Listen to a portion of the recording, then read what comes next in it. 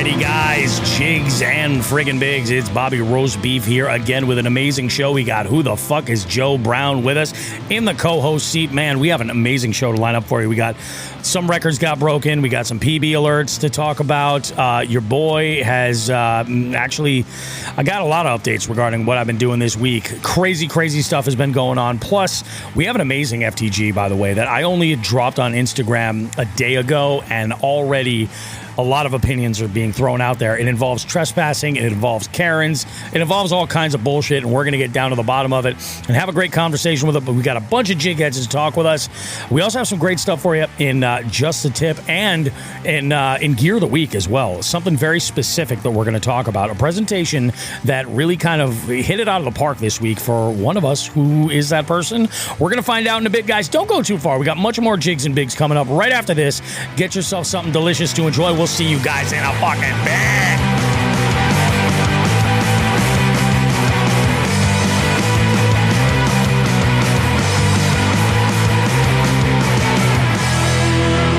Oh yeah, baby. You know, just Mountain Dews, baby. That's what we're doing. Just crushing Mountain Dews. Cheers, Joe. Cheers, my friend. This is a good show right here. We get to celebrate a little bit, man. We do. Yeah. We do. And, you know, I know we start our weeks and we go through all of our stuff, but this week, I think you had the biggest week. I really do. I think you had the biggest week. Yeah, it was a good week. I had probably the best day of bass fishing I may have ever had. That's a bold statement. Man, it definitely locally. Definitely around here I did.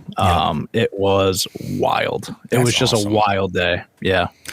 That's freaking awesome, man. Well, let's go ahead. Let's walk through. Let's go start from the beginning. Let's get to it all. I got my notes here. I got my whole week here in the show notes. Mm-hmm. I did put in there because I didn't want to forget anything for you guys. But so Monday and Tuesday, nothing fishy. Mm-hmm. Just normal days, just getting ready for the 4th of July weekend. Yep. Wednesday, go to work.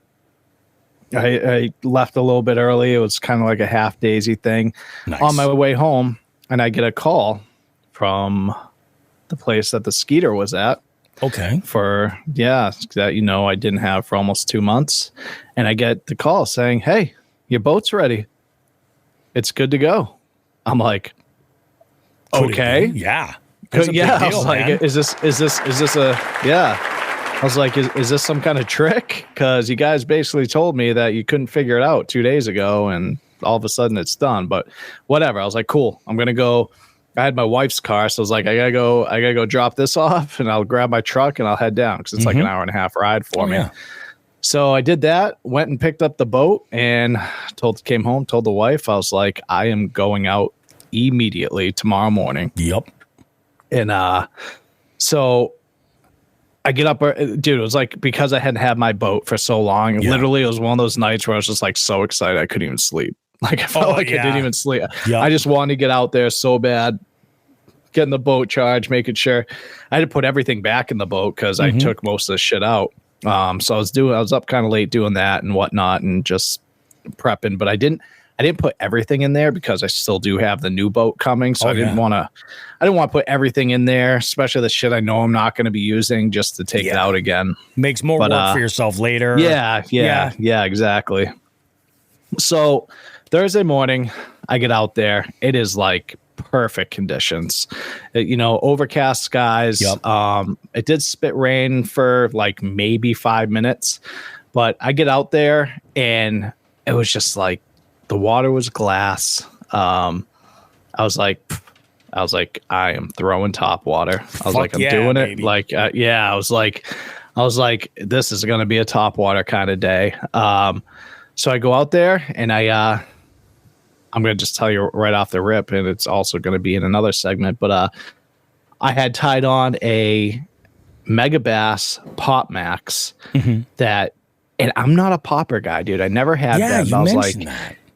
And I was like, you know what, man? I was like, I like this thing. I like the design. I'm going to do it. Mm-hmm. So I throw this thing on, first cast, second cast. I actually had a couple blow ups on it, but they missed. And a lot of it was my fault because I had been frog fishing like from the bank, and like, you know, it's kind of the same motion with that popper. So I kept like, they would hit it, and I kept like in my brain saying like, okay, got to wait the 1, 2. Like I was frog fishing. I had to keep remembering I wasn't frog fishing anymore. You know, use that popper.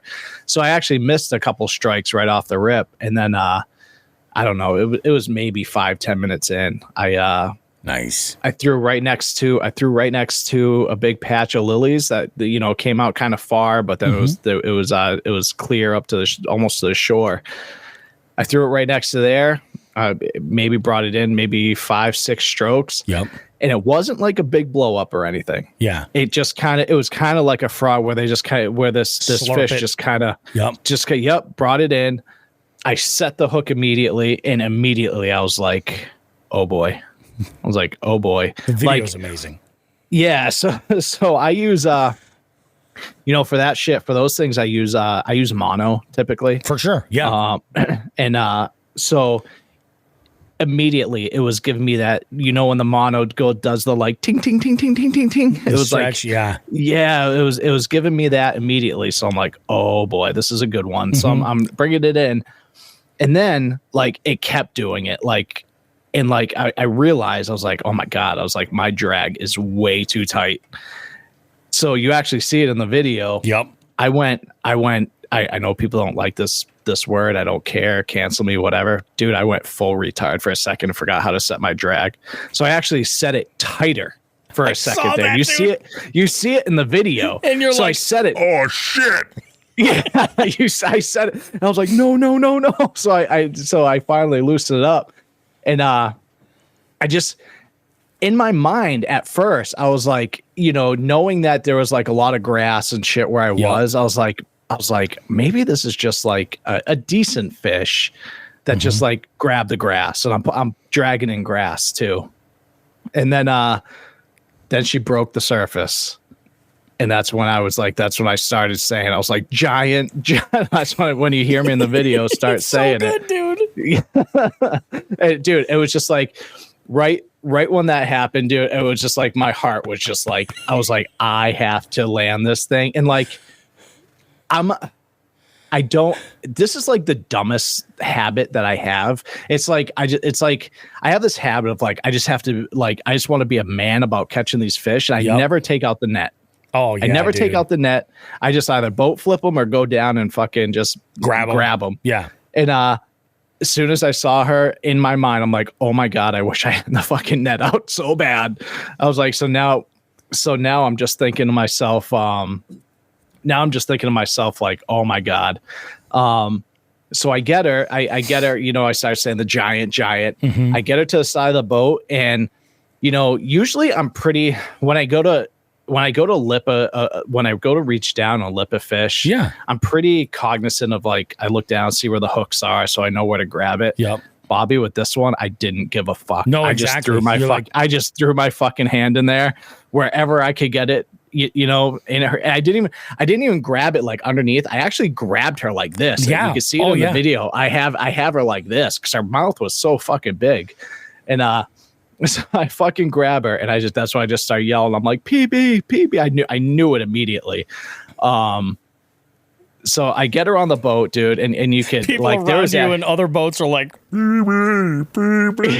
So it's funny. There was one boat that was probably like 75, 80 yards away from me. I mean, I don't know if they saw what was going on, and but so I grab it, dude, and then I actually cut out some of the shit because I just went on for like fucking like a minute, dude. I'm just like, so I was like, all right, we can cut some of that out. But so I grab her. I actually hit because she was. So I always fill up my live wells just in case for sure. And put my oxygenator in there. So I actually put her in the live well for a couple minutes just to get like that oxygen flowing back in her. Yep. While I grabbed the scale and shit. Like that part's not in the video, but yeah, I threw her in there with the oxygen and everything with the, you know, there was some G juice in there just to kind of get that flowing back in her gills. But yeah, so I grabbed the scale and 6 pounds, 10 ounces she came in at. That's fucking awesome. Yeah. Yep. So big spawning mama. Who knows what she would have been, pre-spawn. I mean, probably closer, the 8 pounds versus close to 7 pounds. But oh yeah. Yeah, dude, I was just, and here's the crazy part. I was obviously elated by that one. Like, dude, I sat down. I texted you immediately. I fucking started texting people, sending pictures. Tim, it's on my TikTok and on my Instagram page, American Vet Fishing. Both the videos are on both there. I'm gonna do a longer version of it for YouTube. I'm still editing it right now. Nice. I'm going to put everything on there. So we're talking this one, Bobby. Yeah. So that fish, so I finally get her back in. I release her. I'm just elated. And dude, that wasn't the end of the day. That was my first fish of the day. It's a good way to go. Doesn't it feel great when you do that? Oh my God. It was my first fish of the day. Yep. And then after that, I caught 2 4s. Probably 4 or 5 3s. I caught and probably 3 or 4 2s and then a couple rats.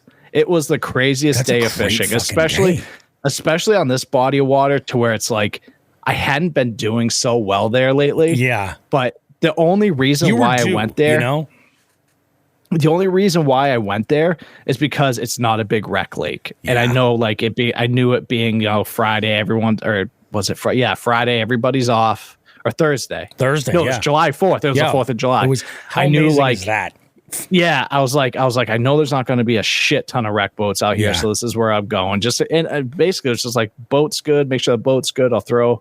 And dude, it was just, and I have most of those fish on video that I'm going to put on the longer version on YouTube. Yep. It was such a wild day of fishing. Like, it was like and most of them came from topwater.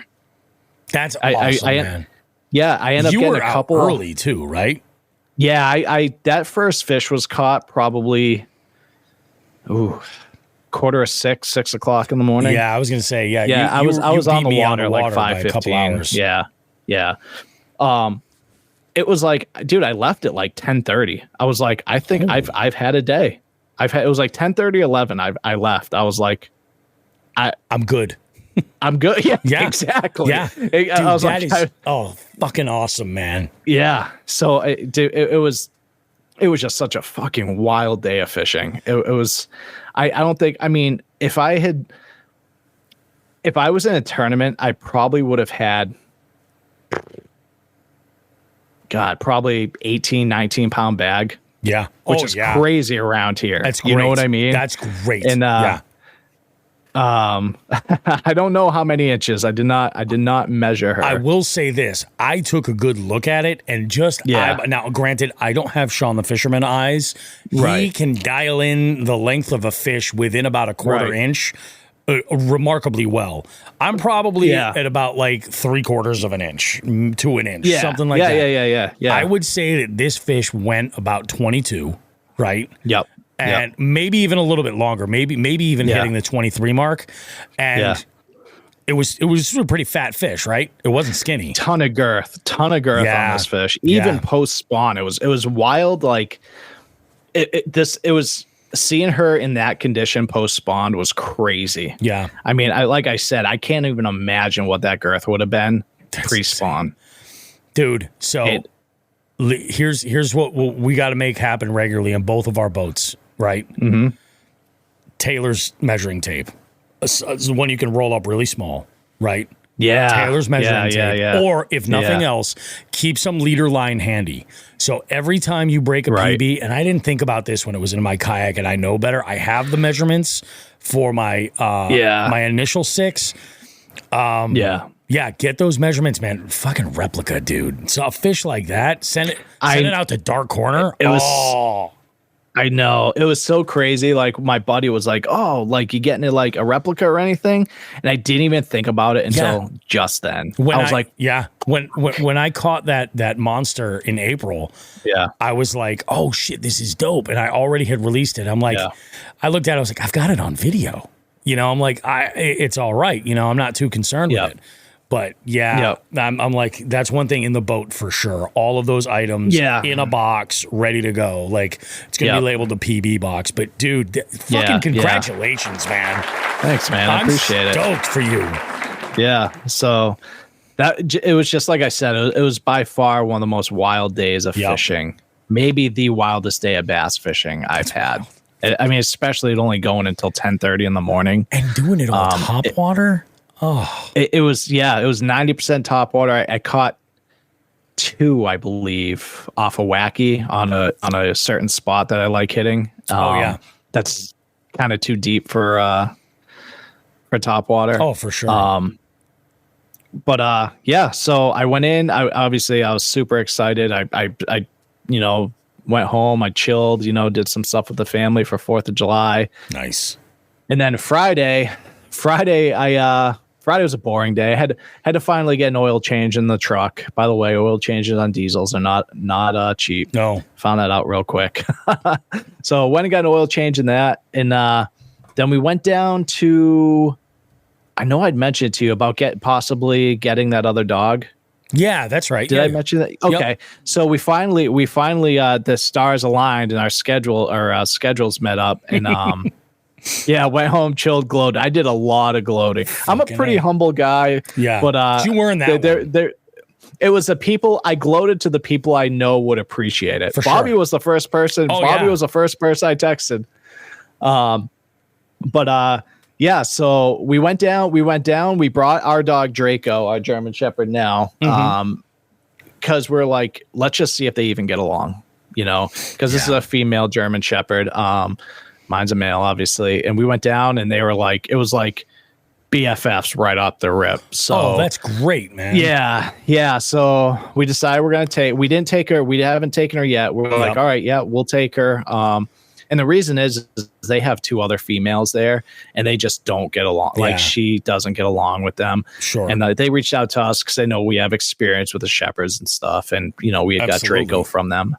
But, so we did that. We told them we're just going to need like a week or 2 just to prep the house, get all the shit we need. And they were cool with it and they're going to bring her up. But how old is she? So she is like 3 months older than Draco, so just under 2. Oh, really? Okay. Yeah. So they're not related at all. She actually came from Germany. Oh, wow. So she's cool. She's a cool looking dog. She's a long hair German Shepherd. Like full black face. Yeah, she's cool. I'll send you a picture after the show. But so I did that. Came home. Came in. I for some reason it was one of those like I grabbed the beer and I was like, oh, you know what? I saw some like totes in the garage. I wanted to like move and put back up on the shelf, dude. I grab it was the last one. Oh, no. I grab it. Right. Joe blew out his lower back for the first time. I've done it to like my upper back where I've pulled. Bobby, I was on the garage floor for an hour. There was one point I was like, Meg, you might have to call the ambulance. Like, I can't get up. Holy shit. It was that bad. And then I was like, I finally got it. And Meg. So she's just cracking jokes the entire time. I'm laughing. I was like, if you keep making me laugh, I'm going to fucking pass out. Like, it hurt that bad. That sucks. And so she's walking away trying not to laugh. I mean, because this whole situation's funny, but it sucked. Oh, for sure. And so, dude, I was on the couch all day yesterday. Like, I it was awful. And today, I got up this morning and I was like, okay. I was like, it still hurts, but I'm like, I'm mobile. So what do you think I did? You went fishing. I hooked up the boat and I woke up Jeremiah. I go down because I had no plan to go. Hell yeah. And Joe is getting old. Joe's going to be 40 soon. But I sneak into his room. I go, hey. And he like he did the like, oh, Yeah. And I was like, you want to go fishing? And he was just like up like the crypt creeper or the crypt keeper dude. Like he's like, yup. And fucking so I went up, awesome. Finished. I finished, went up, and we went out there, and it was post front, so we went to the same spot because obviously, and now I had to go back there because I wanted him to get that top water bite, and we got a couple. We got a good. between the two of us, probably got 5 or 6 decent bass. Oh, that's not too bad. And no, we were out for That's what I mean. So it was like, I told him, I was like, I'm hoping we're gonna get on some good ones, like a bunch of fish. I was like, but with this storm just coming through, or this weather just coming through, I was like, it might be a little iffy. But no, he used it came in a Dark Horse tackle box. It's basically a painted whopper plopper. It was like, it's this cool color. Had him throwing that. He had a couple good blow ups on it. And then he's obsessed with the wacky rig. So he actually actually I have a picture of his biggest one. It was right around 3. Yep. He's becoming a hammer, man. It's awesome. That's awesome, dude. Yeah, so that was his biggest of the day. That's not bad at all, man. So that's a pretty good fish, you know. Oh, yeah. And dude, it was on a little fucking. So his two go-tos are a wacky rig, and he loves swim baits, dude. Like little soft swim baits. Yep. This one was, God, he ended up taking out. He was pissed because I didn't have any more spark shads in the boat. I was going to say, he's a mega he loves guy. this. He loves the spark shads. That's awesome. I didn't have any, so I there was a Kitech in there, but it was like the small ones, and I had the red. I had the red Jigmaster jig head. Oh, so it was white with the red jig head, and that thing smashed. I thought he was on the spot. He kept catching crappie, and he loves getting pinned, so he's like, I think I can get another pin crappie here. By the way, that one I just showed you, he missed another pin by 1/4 of an inch. Oh, so he was he was bummed. But that thing ripped that little swim bait. And I thought, like, when he first had it, I thought it was another crappie, and then I saw the bend on the rod. I was like, oh no. I was like, that's another crappie. Yeah. And he did it. Like I we've talked about a few weeks ago how I had the habit of like helping him out a little too much. Oh yeah, dude. Nope. He let him run the show. Flipped. He's got a spinning rod. He fucking boat flipped that bitch. It was awesome. That's awesome. Yeah, he didn't have the drag set though, and after my debacle, I was kind of like, I was like, hey dude, I was like, just try to spin that knob, the drag knob a little bit. But he was so like, it came up and he was so hyper focused on catching it. So I was like, all right, I was like, it was kind of shitty, but I was like, if it breaks off, it'll be a good lesson for him to learn. You know what I mean? Hard lesson, but dude, a good one. Yep, it broke off as he fucking flipped it into the boat. Spike got in the boat, so he landed it. But so we did that, smashed a couple there. We were home by lunchtime, and the rest of the day I fucking had watched the kids spread mulch as I drank beers. That's not a bad deal, man. Nice. That's a good fucking week, man. That is, dude. What a great week between getting the boat back, that day of fishing, another great day with Jeremiah on the boat today. I'm fucking pumped, and be honest, that might have been my last send on the Skeeter. Yeah, I don't know. We'll see how my week goes. Yeah, that's fucking crazy, man. I this week was freaking bananas for me. Like, it was crazy. So, little lesson learned. Remember after last Saturday when I absolutely ka-chowed, which I've learned, by the way, is the actual proper nomenclature for when you bust your prop the way that I did, a ka-chow. So Matt Thayer straightened me out on that one real quick. I did some talking with folks, and I shared the pictures, and I was like, look, I go, how bad is this?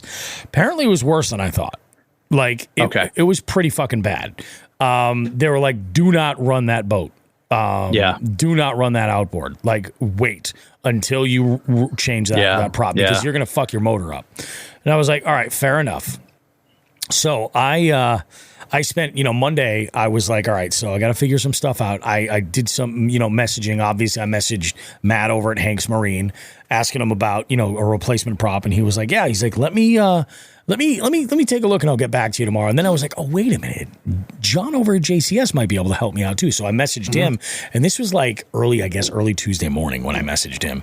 Yeah. And then I was like, I started to get kind of antsy, and I'm like, oh shit, maybe they don't have a prop. Let me look around. So I started making phone calls. Yeah. I called like 6 different places.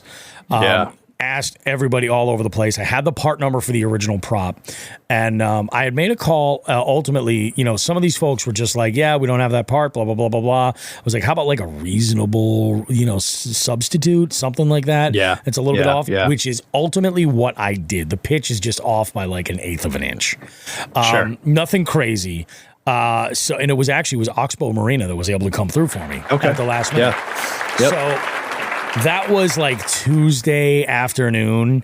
I did realize that changing your prop, the hardest thing about it is actually finding the fucking prop. That's the hardest part, is like finding the right part. I do have now I have this dry box that I have what do you call it? Basically all the tools, all the hardware that I need to do it on the fly. Sure. And I'm going to be ordering just some cheapos that are in that, because I'm like, until I'm fully confident, like I don't want to waste money on a decent prop. You know what I mean? Yeah. I'm trying to be more cognizant of it. Well, I can say this. I did go out Wednesday, Thursday, Friday, and Sunday. That prop has no scratches on it at all. Nothing whatsoever. Yeah. Fully intact. So, hey, that's a win. I'm just watching the trim, over where I'm going. And Sure. So like I said, I went out Wednesday. My dad actually had come by on Tuesday. I told him I was running out to go get the prop, and he's like, do you need a hand with it? I was like, I've never done it. Why not? Come on over. So he comes over. We changed the prop out, and I was like, sweet, we're good to go. Let's fish. Dude, my dad and I had a day. We fished together on this lake in the town where I grew up, right? Where we haven't fished. Last time I fished, I was probably like 13 with him. Yeah. And I remember fishing the old yellow Old Town canoe with the flat back. So we had a trolling motor on the back. Yeah. Holy shit. I remember. So we there's this bed of weeds like right near the launch that I like, and I usually have really, really good results on. There were some fish there, but we just couldn't get them to bite. My dad was throwing this tiny little top water, almost like a jitterbug. Similar, just even smaller, super, super finessey. And he was throwing it on that Cashin combo that I had bought at Old Glory for him, right? And he caught, first fish in the boat was him. He caught a good sized pumpkin seed, right? Caught that sucker on the top water. On top water, yeah. I was like, that's awesome. That's fucking cool. All right. So I'm throwing a rat trying to get bit. I'm like, yeah, this is gonna be great. Nothing. I eventually realized, I was like, wait a minute, dude. I'm like, it's a new scavenger hunt. I go, I'm gonna start throwing some BFS and see what we can put together. So I did. I caught a dink bass. Nothing crazy. I think I caught a couple of dink bass, and I was like, I'm not even gonna measure these, because these dink bass are like a dime a dozen. I made that mistake, and I made that mistake today. I'll get to that. So I'm like, I'm just going to go ahead and throw around whatever we can get. And, we're fishing some docks over there. We know some folks that live on this lake, and we're having a good time. And it was just absolute blast. It was so, like, this was a huge reason why I bought this boat, was to fish with my old man, Sure. And he's like, when are we going again? So this is what's fucking cool. We noticed this spot, because I was out there and I was using Navionics, right, on my iPad. And actually, we're going to do a little bit of unboxing, because I got some shit that I want to show you guys. But I was using Navionics on my iPad, right? And it worked great. I actually tried to use the Omnia app, because there's Navionics on there as well, but it's just the map layer. It doesn't track your location. You have to hit like new location all the time. But the Navionics app runs live. So it's showing me the direction that I'm going, the contour lines and everything. And I'm like, this works great. Like, this will work fantastic. So I had a whole lot of confidence because I did take it for a rip just to kind of like get some extra break-in hours on it, which I think I'm done. I think I'm good for breaking it in. I'm almost through a tank of gas, which will run for like 13 to 15 hours. So I'm pretty much there. So here I am. I'm doing my thing, and we see this one spot where it's like, it's the deepest pocket of the lake. And I'm like, hey, maybe there's some trout over there. So we go over there and we see all these trout busted on the surface. And I'm like, well, there's no flies over here or anything like that. There's very, very light wind. I'm like, I wonder what it is that they're eating. So my dad's throwing like a spoon, and he's throwing, he actually threw out some power bait, and he's like, see if we can get some trout. Cool. Yeah. Your boy caught 3 rainbows on a finesse bladed jig on one of the Jackal Darrow breaks. Like they could not get enough. Just slow rolling it, like let it hit the bottom and then slow roll it. Yeah. These rainbows came in at like 13, 14, and 15. And the first one that came in, I was like, you know what? Let's keep this one. Let's keep it. You know, I'll take this one home, whatever. And I was like, we get any more? Cool. We can limit out and whatever. We ended up catching those 3. And my dad goes, you know what? We had a picnic to go to on Saturday. And he goes, I got something in mind for that. So I'll get to this when I talk about Saturday, what he did with this. Because my dad, I think I'm a pretty decent cook. I learned everything I know in the kitchen from that man, 100%. Like That's through awesome. like osmosis and just eating the food that he made. And he made something that was out of this world. So, yeah, it was just awesome, man. We were out there on the water, had a couple of cold ones, loaded the boat up. He's like, oh, it definitely seems like you've done this before. And I'm like, it's my 5th time. I'm like, that's it. And he's like, no, really? No shit. So we load up the boat. Everything's cool. Head home that night, go to work, and I'm feeling great. This is awesome. Thursday, I had plans to go out with Queen Beef, the wife, right? Who now wants to officially be known as the Boat Bish. That's okay. She wants to be known as the Boat Bish. So she likes it. She definitely likes it. She had a great time. So I told her, I was like, let's not get up early or anything like that. I'm like, I'm going to fish, but I'm not out to fish. Like we're hanging out. That's the idea. So I left all my rods right in the boat, like all that stuff. I left my tackle bag in the boat. Everything was good. I got home from work, hitched the boat up. Everything's cool. And I said, all right, cool. You know, I'll get up and everything. And I was like, you just get up whenever you're ready. We'll leave when you're ready to go. She got up and was ready to go out the door, pretty much. I was like, okay, that's great. So what we did is I'm going to tell you the body of water we went to because it was insanity.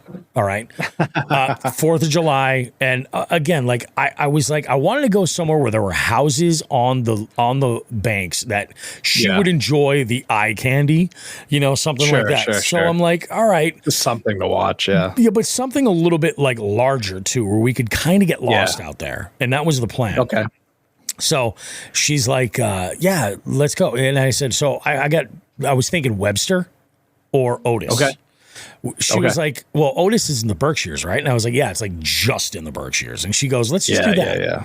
So we go up to Otis Res. Now, I know the parking situation over at Otis is kind of funky. There's only so many. Actually, I wasn't even aware there's an entire separate area for trailers to park too. So it's not as bad as I thought, but I was like, we'll see how launching is there. Launching was seamless. It was no problem. She gets in the boat and was definitely a little bit like weary because there's no dock, you know? And I'm like, I'm going to hold the boat here, just climb onto the casting deck and go ahead. And she was amazed, I think, at how stable that 16-foot boat, because I did the math for her. I was like, this boat is only 3 feet longer than my kayak and twice as wide. Like that's crazy, you know? Yeah. But she's like, it is unbelievably comfortable. So she likes the seats. We tooled around for a little bit, got out into some deeper water, and I opened it up and everything. And she's like, this actually moves pretty good. I think we got up to like 25, you know? She's like, this actually moves pretty good. I was like, oh, absolutely. You know, it's great. There was this one house I wanted to go and show her that was not too far from where we had launched. So I go over there and I'm fishing this dock that just looks beautiful. And I catch a redbreast sunfish that just had the most vibrant colors. Like I was impressed by this, but she was blown away. She's like, that fish looks like it's plastic. Like it's so bright. It looks like it's artificial. And I'm like, no, it is. You want to hold it? And she's like, no. So I'm like, all right, that's cool. We continue, you know, we make some jokes about the Kyles that are zipping around on the lake lice and everything. Yeah. The wreck boats, the jet skis. And I mean, like, they're going into spots where I'm like, why? If you fall off your jet ski here, there are so many rocks, you're going to crack your head open and die. Yeah, I'm like, why, man? Stay in the deeper water. So we had some fun with it. I was flipping jigs into some stump fields and shit. Couldn't get a bite over there if I freaking tried. So I was like, you know what? Let's just tool around for a little while. I want to see if I can find some grass. And I went into this one little cove and I did find some grass. Sparse grass, but I did find some. And I was like, you know, the color of this water. You remember we did that Memorial Day tournament? For Berkshire bass. And I was like, you know, something about it was similar color water. And I was like, I got to throw something. And I wacky rigged that same exact plastic. And within like 3 casts, Smalley in the boat. So we took a picture together, a selfie with the Smalley, and she was absolutely having a blast. Now, the way That's awesome. Jay says he found some grass as well, and I know exactly what you mean, and I'm about to find some grass later. So we go and we send it, and we're in this one spot. And the way I know that my wife is really comfortable with something is if she falls asleep on it. Okay. You know what I mean? When I got the camping gear and I got the cots and I set them up to practice setting them up indoors inside of the tent and shit like that. Yeah. She got on it and took a 90-minute nap with the dog. I'm like, oh, this is great. Okay, perfect. She laid across the back casting deck. My wife's very short. She laid across the back casting deck and took a 2-hour-long nap while I fished this cove. Like, that's awesome. In detail. And she's like, I will do this anytime. She goes, in fact, I'm going to sew a cushion that fits across the top because it's the gas tank and another storage area that I keep like PFDs and things in and all that shit. So she's like, I will just freaking chill right here and do my thing. I was like, there you go. That's awesome. That's awesome. She had such a good time. It started to rain a little bit and I was like, you know what? I go, why don't we call it? She was, I think her ability to go out on the water is limited to like 3 or 4 hours at a time versus I would be out there dawn till dusk, Yeah, Meg's the same way. Yep. Meg's the same way. And I was like, that's no problem. Well, we get back to the house and I'm like, let's go in, we'll have some lunch, we'll chill, we'll do whatever. And then I'm like, later this afternoon, I'm like, I might go and send it again, see if I can check off some boxes. So I did. I went up the shears. I went really up the shears, almost in the New York border. And I fished a body of water that I love to hit up for this tournament specifically because largemouth is tough to come by. So what I had done was I put the passenger seat up on the front of the boat because there were just wreck boats everywhere. I've never seen this launch so full. I go and I sit up front and I'm just foot on the trolling motor, weaving around docks and following this one contour line where the deeper water was. And I caught a bunch. I caught rock bass that wouldn't measure.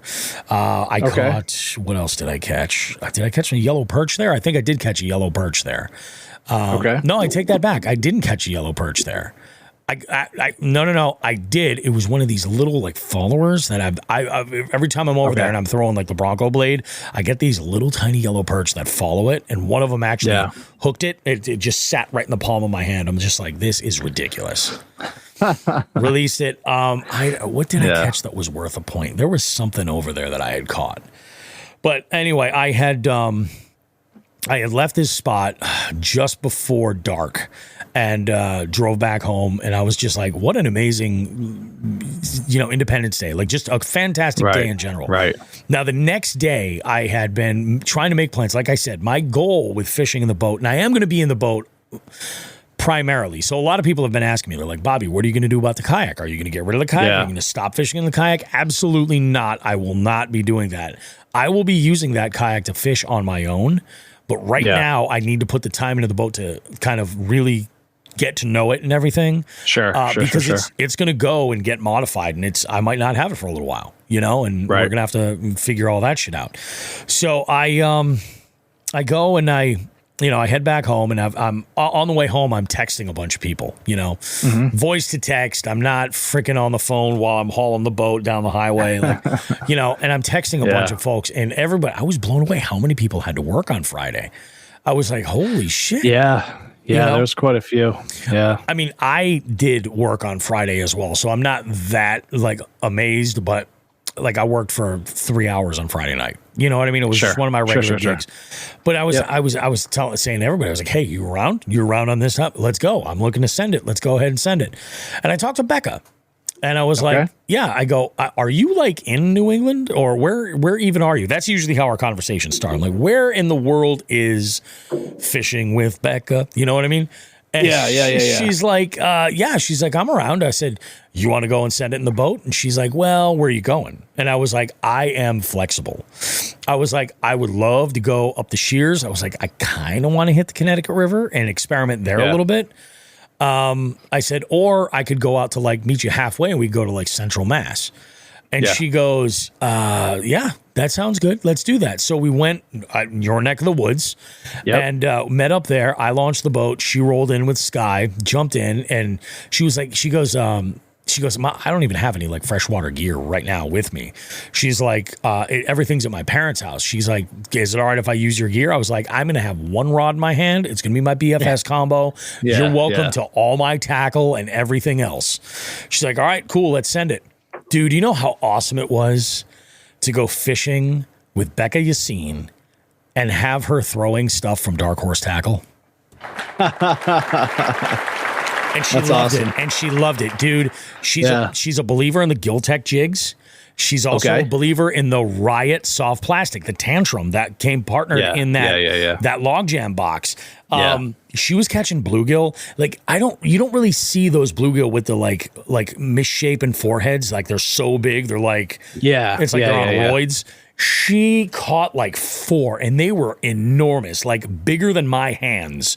There's big ones in there. And I was like, holy shit. And they were biting these jigs. And normally I throw those to avoid getting bit by bluegills. And she just absolutely crushed them. I was like, holy shit. We had a great time. We bumped into Jay Manning on the water, which I didn't realize at the time that Jay is also a Lund owner. Yeah. Yep. That's a really nice boat. And so we had ourselves a time. I did catch and enter a tank black crappie over there. Came in at 13 inches. And I was like, one more inch and that would have been a pin. I'm like, shit, that's fucking crazy. That's huge. That was cool. I caught a bunch of bluegill as well, but I also caught a good sized yellow perch. So that was 2 points for the day. I'm like, that's amazing. We caught so many smallmouth. And I was just going to ask you. I was like, you didn't catch any smallies? We didn't catch any largemouth at all. It was all smallies. I was like, really? That never happens for me over there. Yeah, Jay and I have been talking about that recently. Yeah. It's almost like they're kind of taking over there, which is weird because it does get pretty deep in a couple spots, but overall, that's not a deep body of water. It's like a big flat. It's like 5 foot. You know, it's not rocky. It's so it's weird. It's. I think they came from.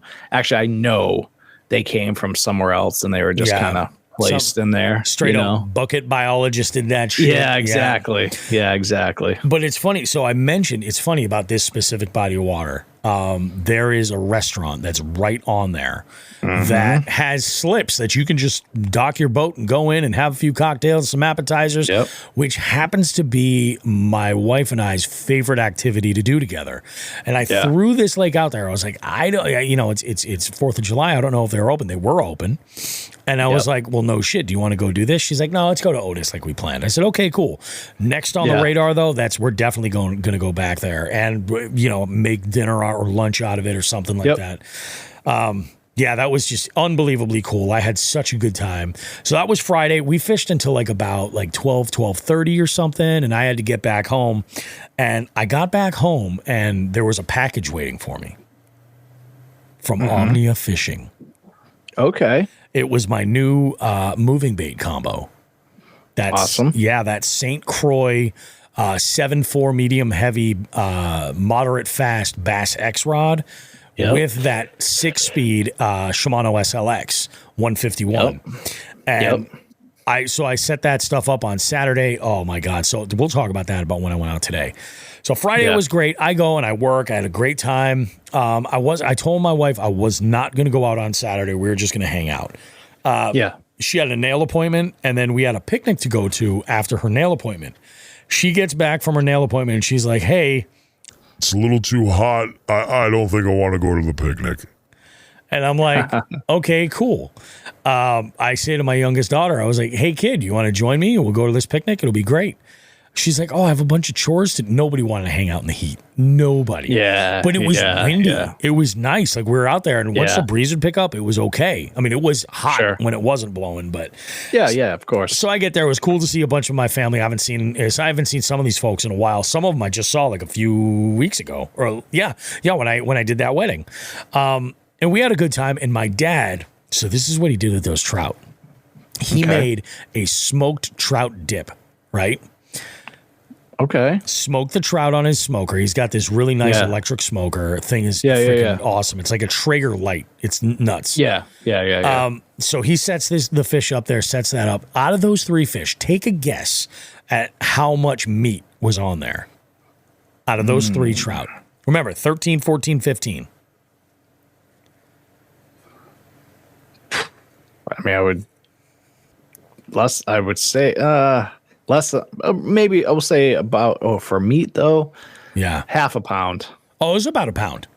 It was pound. Okay, I was gonna say a pound. I was gonna say a pound. I figured it would be like twice that amount. I was like, no shit. Oh yeah, no. But I'm like, no, I guess it makes sense. So what he did is he smoked the fish, and then he added it to a bowl with some cream cheese and some, I think, sour cream and a bunch of different seasonings and stuff, and just put it together in this dish. And then, brought out some crackers with diced onions and sliced pickled jalapenos. Holy fuck balls. It was out of this world. That's awesome. Everybody loved it. Like half the thing was gone. My dad's like, I'm going to go throw that in the fridge right now. He's like, when you leave, take it. Those are your fish. I was like, all right, cool. Yeah. My cousin Tom was there. He just came back from Lake Ontario and was talking about, what did they do? Something like the group he was with. Like within the 2 days, they caught like 20 fish. It was ridiculous. Oh, no Giant ones. shit. They came back with like chest coolers full of salmon and Lakers. And I was like, holy shit. So we had a good conversation and everything. I came home that night. I had been texting a couple of friends, and one of them was Eric Dowd. I've talked about Eric on the show before, Moose. He's one of the first guests that we had, and he's like in the first 3 or 4 episodes of the podcast. And he's the guy that's single-handedly responsible for me picking up a rod again and getting into fishing. Okay. So I told him, I was like, bro, I go, look, I can't wait to get you in the boat. Join me on the implication, And he's like, all right, cool, let's go. Let's send it. Where you going? I was like, I have a bone to pick with a Noda. We're going. So we went today. He met me at 6:00. There is a rod and reel combo down there that I know I'm never getting back. It's okay. Yeah. But I was like, I'm going to force feed them a bladed jig if it kills me today. I didn't care. I was like, that's what I'm throwing. I'm throwing this combo, and I'm throwing. So what I threw was a green pumpkin Picasso shock blade. With what got it done was a Sungill Color Crush City freeloader as the trailer. They just something with that lighter body seemed to get it done, like a little bit of chartreuse. Eric put on another a shock blade as well. He was throwing all kinds of different stuff. I did catch one dink largemouth. We fished this one spot. We missed a couple of fish. I had a smallie that had come off as it had jumped. Fishing this one spot that I really, really like, and it is near where I lost that rod and where I definitely hit the rock, because I found this rock bar that comes out from the bank about a third into and I was like, oh, if you put 10-mile-an-hour winds over that, you can't see shit. And I know exactly where you were. Yep, you know exactly, and you can you trim down a little bit too low, and it's just like bad news. Made it through with no problem this time. Everything was good. Again, like just being cognizant of the trim, where the prop is in the water, and not being a complete moron. So we fished this one spot, and I'm like, the bite kind of slowed down once the clouds kind of dissipated. And I said, you know what, man, let's go and fish some shadows. And we're thinking docks and overhanging limbs and things like that. Yeah, of course. We go into this one cove and we start fishing over here. I catch one largemouth, but it's on a floating dock deep. And I'm like, all right, okay, that's interesting. This is on a green pumpkin wacky rig. And the next one that I had thrown a bait under and like skipped this bait right under, let it fall. Couple of twitches, brought it out, and as I was reeling it back out, like 6 bluegill came out from under there, and underneath them was a larger largemouth. And I was like, I wonder what the fuck is going on. So we fished this entire cove. We get to this point, and I don't get another bite. He doesn't get another bite. We saw a bunch of carp cruising around, like big ones too. Yeah. And we're like, fuck it, let's go back to that spot and we'll go further back, tuck further way in the back and see what we come up with. Yeah. Water was super dirty over there. And that's when I was like, nope, bladed jigs coming back out. And I actually, interesting. I had cut off my, and I think a lot of it was either from the wreck boats because it's pretty shallow up there, just stirring shit up. Or just the wind was really starting to pick up and things may have kind of gotten churned up as well. Yeah. So I cut off that wacky and I had thrown on one of the Giltech finesse jigs and I'm like, well, this will sink a little bit quicker. I'm like, we'll see what can happen. Not a nibble, nothing. Go back to the bladed jig and that's when we started to light them up. Okay. Eric put one 30-inch pike in the boat, which is freaking awesome. Oh, wow. Yeah. Good pike. And that was again on the shock blade as well. And then I put in a smallie. I had a follow right to the boat with a good size smallie. And once I saw him, he just darted right off. And I was like, all right, well, let's cast back out that way and see what we can do. And I'm just slow rolling this.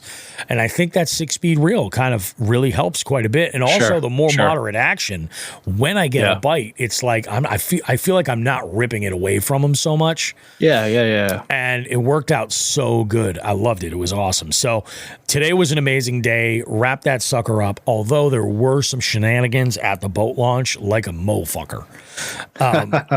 I bet. Yeah. So we get back to the ramp and there's a shortage of parking for boat trailers. A shortage. Yeah, of course. But there is a pontoon boat that is coming out. There is this massive ocean boat like tied off behind the pontoon boat. Waiting to go in. There's some dude on a boat called Double Trouble in front of us, tied off there. So we go on the outside of the dock just to tie off because I know it's going to be a shit show. And we tie off and Eric goes, why don't you go up and grab the truck and then kind of get in line? I get up to the top of the ramp, dude, and there is some fucking Yahoo in a red pickup hauling 2 jet skis having a fucking tantrum, okay? Because I gotta send these jet skis now, god damn it. Like, I don't know who was having a baby in the middle of the water and needed to be delivered there via jet ski, but apparently it was a big fucking deal. There was one of the dudes, and I think it was the dude with that giant ocean boat. He was like yelling at the guy. He was like, dude, just calm down. Everybody's here to have fun. If you let us pull out, like, you'll have more room. This motherfucker, you know how those parking spots are? Side. It's tricky. If it's full, it's tricky to get your trailer out. You got to be really careful. This motherfucker was in the middle of it. Nobody could pull their vehicle out. So he decided the best thing to do was just fucking reverse right down from there into the fucking down the launch, right down the middle. It's a double lane. He's right down the fucking middle like a piece of shit. Puts the boats up there, pulls it up. Some other Yahoo in like a minivan with a fucking like a 14-foot aluminum boat with like a 25 horse on the back decides he's going to back down, but he can't see shit. So he's zigzagging all the way down here. I'm like, motherfucker, are you kidding me? I didn't know this. Now, the thing about Eric is this. I met Eric at one of my accounts 7 or 8 years ago. All right. He works security at one of my accounts. Yep. Eric is a guy. If you and I take this show on the road, Joe, I'm hiring Eric as security. Like, okay. 100%. Right. I have 100% faith. Eric is not somebody I would piss off. This fucking Yahoo who looked like, do you remember Bobby Moynihan from SNL? I do. He looks like Bobby Moynihan if Bobby Moynihan was like, fuck it, I'm letting myself go. Right? And I mean, I'm saying this, and I am not petite at all, but Jesus fucking Christ, have some fucking decorum. All right. So the guy is there, and Eric says to him, he's like, hey, man, can you grab this rope and we'll go over to the other side because we can launch because he's taking up all this room. And he goes, what, are you afraid to get wet? And I'm like, the fact that this guy still breathes is a miracle. It is. I was like, because I didn't know about this until we were driving away, and Eric told me about it. I was like, oh, holy shit. I wouldn't mouth off like that. You know what I mean? So we get down there, and there's one dude that was in line because like the hill, like to go up back to the main road, had like 4 different vehicles with boats that were going to tow, that were going to drop in. But again, there's nowhere for them to go because of all the craziness. I pull into position and straighten my truck out so I can just back right down once it's clear. I'm waiting for the coast to be clear, and then I can get down there. I've got some Yahoo in a station wagon behind me blocking me because they want to inspect and see if there's parking where the trailers are for a regular car. Sure. Fuck you. You know? So I'm like, I roll down the window and I'm like, fucking just do it. Just commit. Well, I get out of the car and I tell the guy, I was like, listen, I'm gonna zip down here, load my boat, quit. I'll be out of here. He's like, dude, you are the only non-moron here. I'm watching what's going on. And he's like, you're the only fucking person that's doing shit that makes sense. Yeah. And I was like, well, I'll fucking take that as a compliment. I look at him, holiday weekends are tough, man. It's crazy. I was like, you know how long I've been doing this? 1 week. I've been doing this for a week. That's it. I'm like, I'm the one that should be a fuck up, you know? Right. So we grab the boat, we take off, we come home, man. What a fucking amazing day, though. It was absolutely freaking nuts. Am I missing anything? I feel like Speaking boat ramps, let's talk about it real quick. How much of a fucking shit show is that one by my house now? Oh, dude. That one's a shit show. Yeah, that's rough. And that's why that place is like such a good fishery, because no one goes there because it's such a fucking shit show. You gotta fucking pull across the road to back. You're literally, as you're backing in, you're across the road that has a blind spot. It definitely is a massive it's a blind spot. corner. Oh, yeah. That you just hope that people don't smoke you. And I don't know if you noticed, but they have that big sign on the right and the left. That one on the left is new for this year. That actually took up an extra parking spot. Oh, really? Yeah. Oh, yeah. that's a fucking mess. The biggest thing you deal with there is people, that time that we sent it with the hooks that Hoodlums guys up there. Yep. The biggest thing you run into is people just parking without boats in there. That's like the number one thing you deal with there. But yeah, dude, that's a good fishery. But yeah, that place that ramp is a shit show. It's a train wreck. It was like I went in and I pulled in and I was like, is this a mistake? And there was only one other truck with a trailer in there. I was like, no, I'm good. So I got into a spot and then I checked with Becca to see what was up. And then I was like, I'm just going to drop this in and then back into this spot and we'll be good to go. Yeah. But you're right. Your truck's hanging out in the middle of the road. And I'm like, fuck, I hope nobody's like cruising around that one corner. And then the guy across the street, he put that gate up because he was sick of people it was a total dickhead move. Like, you pull into his thing, that dirt road like 10 feet. He put up that fucking like cattle gate because he didn't want people. Yeah. Wow. Yeah, he put that up like 2 years ago. Yep. What an absolute douche. It's like maybe like I'm sure that the lake was there when he moved there and bought the house. Right. Like what the fuck were you even thinking? Yeah. And there's a boat launch. What a moron. Yeah. It was impressive. I forgot how rocky it is. Like it's obviously marked where to go, but I'm like, holy fuck, this is fucking shallow. When you come up, like, when you go into like the main lake. Yeah, you gotta go between. You don't go outside those buoys. That's like the one. I know I said that place isn't very rocky, but right there it is. That's like the one rocky spot. Yeah. Yep. Yeah, I had gone. I had my trolling motor going. My outboard was trimmed all the way up, and I was like, oh shit, this is crazy shallow. So I grabbed the trolling motor up and I hit the hat to get us back in to that little channel, and I was like, Jesus, this is something. Yeah. Freaking bananas though. And you gotta watch out. There's a sandbar there that can get you too. Yep.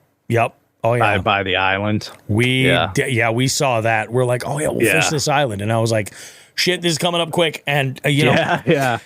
So, Joe, does your trolling motor have reverse? Or do you just have to spin the thing around and hit go? I just spin it. I just spin it. I do the same thing. I wasn't sure if that was like a feature, because I'm like, that it takes a little bit longer than I'd like it to. You know what I mean? Yeah. I mean, even mine with the, I got the 120 pound thrust. Oh, wow. And, it's either 112 or 120, but even if I'm going at a clip and I'm like, shit, like it doesn't stop me quick. Yeah. by any means. Usually if I'm shallow enough and I got to stop for some reason, it's only happened once or twice. I drop the anchors. I'll just drop the anchors real quick. Oh yeah. You go. That'll stop. That'll stop you fucking. That'll push you right over the front of the boat. You'll fucking fall right out. Dig. Hell yeah, man. Yeah. You better have a fucking bar to grab onto or some shit. So it's funny today, like, when I was out on the spot today, we went out to the river, Jeremiah and I, he's like, let's go. Cause there's there's a spot there where there's like, and this might give away where I was at, but whatever. There's an old duck blind like in the middle like of the river, and like fish like to hang out around it. And he's like, let's go check that out. And so we did a river run, and it was the water was definitely not as high as that, dude. I'm doing like, I didn't go crazy fast. I was doing maybe like 45, 50. Yep. But probably like 5 or 6 times my depth alarm came up while my depth alarm came on as I'm fucking doing that. And my depth alarm comes on at 1.9 feet. Oh, so, yeah. Dude.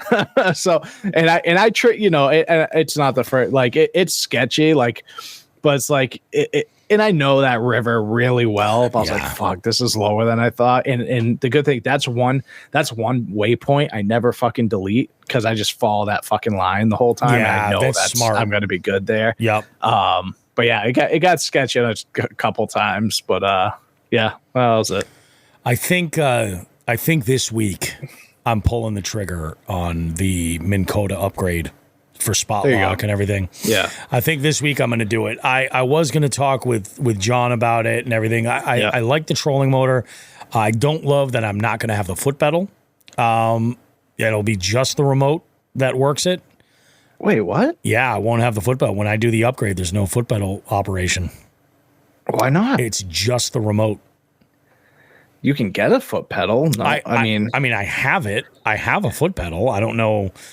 As far as I know, all trolling motors come with a foot pedal. Oh no, mine does. But when I put the upgrade in, when I change the head, that foot pedal doesn't work. Yeah, I get what. Okay, you're just doing an upgrade to the head. Yeah, okay. I'm just doing an upgrade to the head. Okay, I got you, dude. Like, well, I'm sure you could get a pedal that fucking runs that off that head. I would think so, but yeah, because that's the whole point of a trolling motor. Yeah, well, that's exactly it. I mean, don't get me wrong. I love the idea of using the remote, because then I can fish anywhere on the boat and make adjustments right there. Because I'm going to put it on a lanyard and just fucking do what I got to do. But yeah, I don't know. I'm gonna fool around and try some shit, because like we had mentioned before we started recording, I'm a little torn. Do I go advanced GPS or do I go autopilot? Not autopilot, iPilot, because there's some that have different sort of features. So I might want to look into that. If it's I don't want to pigeonhole myself to use a specific brand of electronics or anything like that, because honestly, and that's the unfortunate thing is all of them do that. Every single one of them. The Minn Kotas, you got to do Humminbird. The Garmin, you obviously got to do Garmin. The fucking Lowrance, you got to do Lowrance if you want them to talk like that. But the new Power Pole one, I don't know who the fuck they talk to. I'm actually not sure. I'm not sure. Oh, but who knows? We'll figure it out. It'll all be good. I considered. I was like, well, maybe I won't do that upgrade. Maybe I should just get a Talon. See a lot of Lunds that have a Talon, and those go deep. Like. There's a couple different ones. I think, what are they? I think like 4, 8, 10 are the options for those fucking things for the Talons. Yeah, Talons are heavy though. Talons are very heavy in comparison to like a Power Pole or a Raptor. Yeah. Raptors are Minn Kota, right? Yeah, the Raptor's what I have on this boat. My next boat, the new one has Power Poles, so it's a little different. All right. Yeah, nice. Yeah, a little different. Freaking awesome, man. Yeah, it was. I would say it's been an amazing week. I feel fantastic about this week. Next week's going to be insane, like boat mods and things like that. I do have a long time ago when I started using Calendly to schedule guests on the show. And by the way, I don't know if I mentioned this in the interview or in the intro for the show.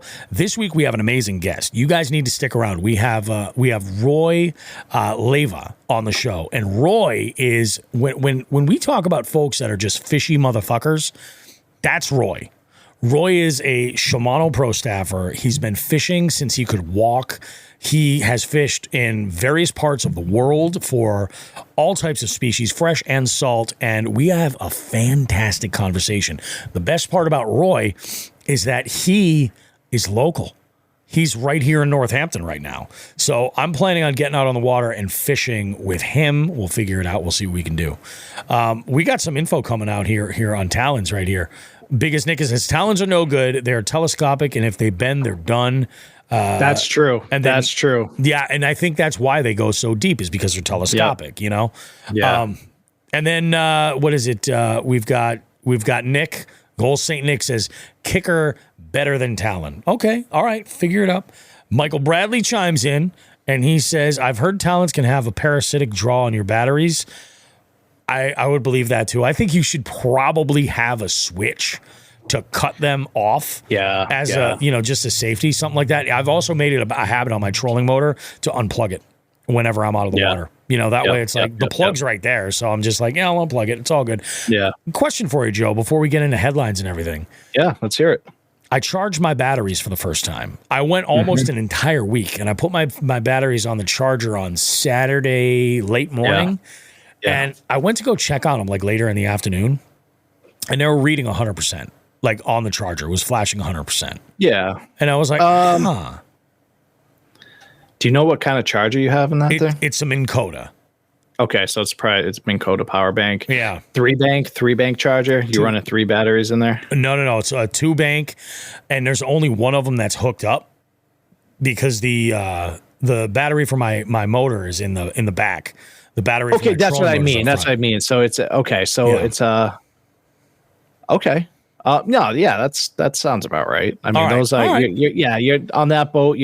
Think about it. You don't have any electronics on it. Yeah, exactly. And I was like, it lasted so long, and I was like, we'll charge it up. And I got on the water. I checked on because the one thing about my trolling motor that I like is that there's a battery display. If I push a button, it shows me in quarter increments, and it got down to like 3/4.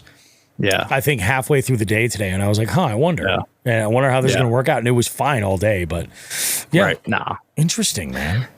Yeah, it's I mean, I had to go to originally when I got the Skeeter, it came with lead acid. I had to go to lithiums because I was just I couldn't even. There's at one point when I put the upgrades on that I couldn't even fucking it would be sketchy if I could get a full day. Bad. Yeah. Well, I mean, then again, you're running so much for electronics and everything. I'm running 2 screens on the front. I have the 15-inch on the console. I'm usually running cameras or something, phone chargers. Yep. On top of I'm running a camera too on that battery. Yeah. So it's like depending on if I'm using spot lock a lot and shit like that, it's just so much draw. Now I can get. I have the smaller lithiums for my trolling motor on this boat. The next boat, I got the 125s. Yep. So I'll be able to go a fucking week with that thing. It'll be great. That's awesome. I might fool around with that. I might consider actually adding a second battery. Yeah. I might just because like for content stuff, I don't want to, although I say that, I actually think for some of the content stuff, it might be better to get like a portable storage unit that I can use in a camp situation for studio stuff, and then also bring on the boat and use that just to charge. You know what I mean? Yeah. Yep. So it'll be interesting. I did have a conversation with Matt about inside my 4Runner over one of the wheel wells. I actually have a 110 outlet that's good up to like 400 watts. Ooh. And I asked him, I was like, if I were to get a short extension cord and plug in that cable and run it to the boat, securing it, so that it could move, obviously when I'm turning, but so that it's not just fucking loose and flapping around. It would have to be probably a custom run. I probably make the cable myself. Yeah. So it's a perfect size. I go, do you think it's possible I could charge while I'm driving to a spot, like while I'm on the road, if I'm going cross country? And he was just like, I'd say you just have to try it and know, and know how it's going to go. So I'm like, okay, all right, that could be interesting. We'll see what happens. That'd be weird. My thought was if I were to use something like a jackery or an anchor or something along those lines and charge that on the Bimini top, I could put the solar panels. There you go. Like it would take like some setup to do. I've been seeing that a lot lately. Yeah, I'm thinking about it. I'm like, that could be kind of cool. Because that was one of the features that we used when it did rain on Friday when we were out there. because you know Becca, she's like, if it rains, I'm done. I'm gonna melt if it rains. I'm kidding, Becca. Yeah. She's like, let's try out the bimini top. I was like, it's gonna impede the fishing a little bit. You know what's crazy? I was up on the front casting deck, and that's not large. It's not like the casting deck of your boat, either of your boats. It's tiny. She came up and was casting right next to me. We had no problem. Granted, I am a disgusting mass of a human being. She is a tiny, tiny little person. But still with like 7, what was I guess I was zipping around a 6 and a 6.5 medium light, but she was throwing around my medium light, the 7.3 with no issues. There was no fucking nobody got hooked. Everything was great. I was like, maybe this is fucking cool. Who knows? Hell yeah. So, good shit. How we doing? We got headlines this week, don't we? We have one. I love one. We'll talk about it. Fucking A. Well, let's do it.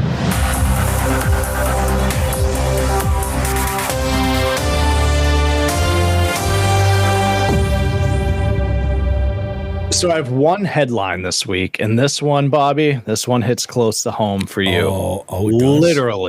Literally. It's this one. This is one of those ones that I read. It just made me angry. It made me angry because it hit so close to home for us. But you ready for it? I'm ready. All right. So this comes from 22 News. Motherfuckers. My former employers. Yep. Holyoke sanitary sewer overflow discharged into Connecticut River. It was bound to happen, man. South Hadley does it all the time. Chicopee does it all the time. It's time for fucking Holyoke to take a dump in the river. Oh, it's fucked, dude. So officials are advising Holyoke residents to avoid a portion of the Connecticut River after sewage was released due to the rainfall on Saturday.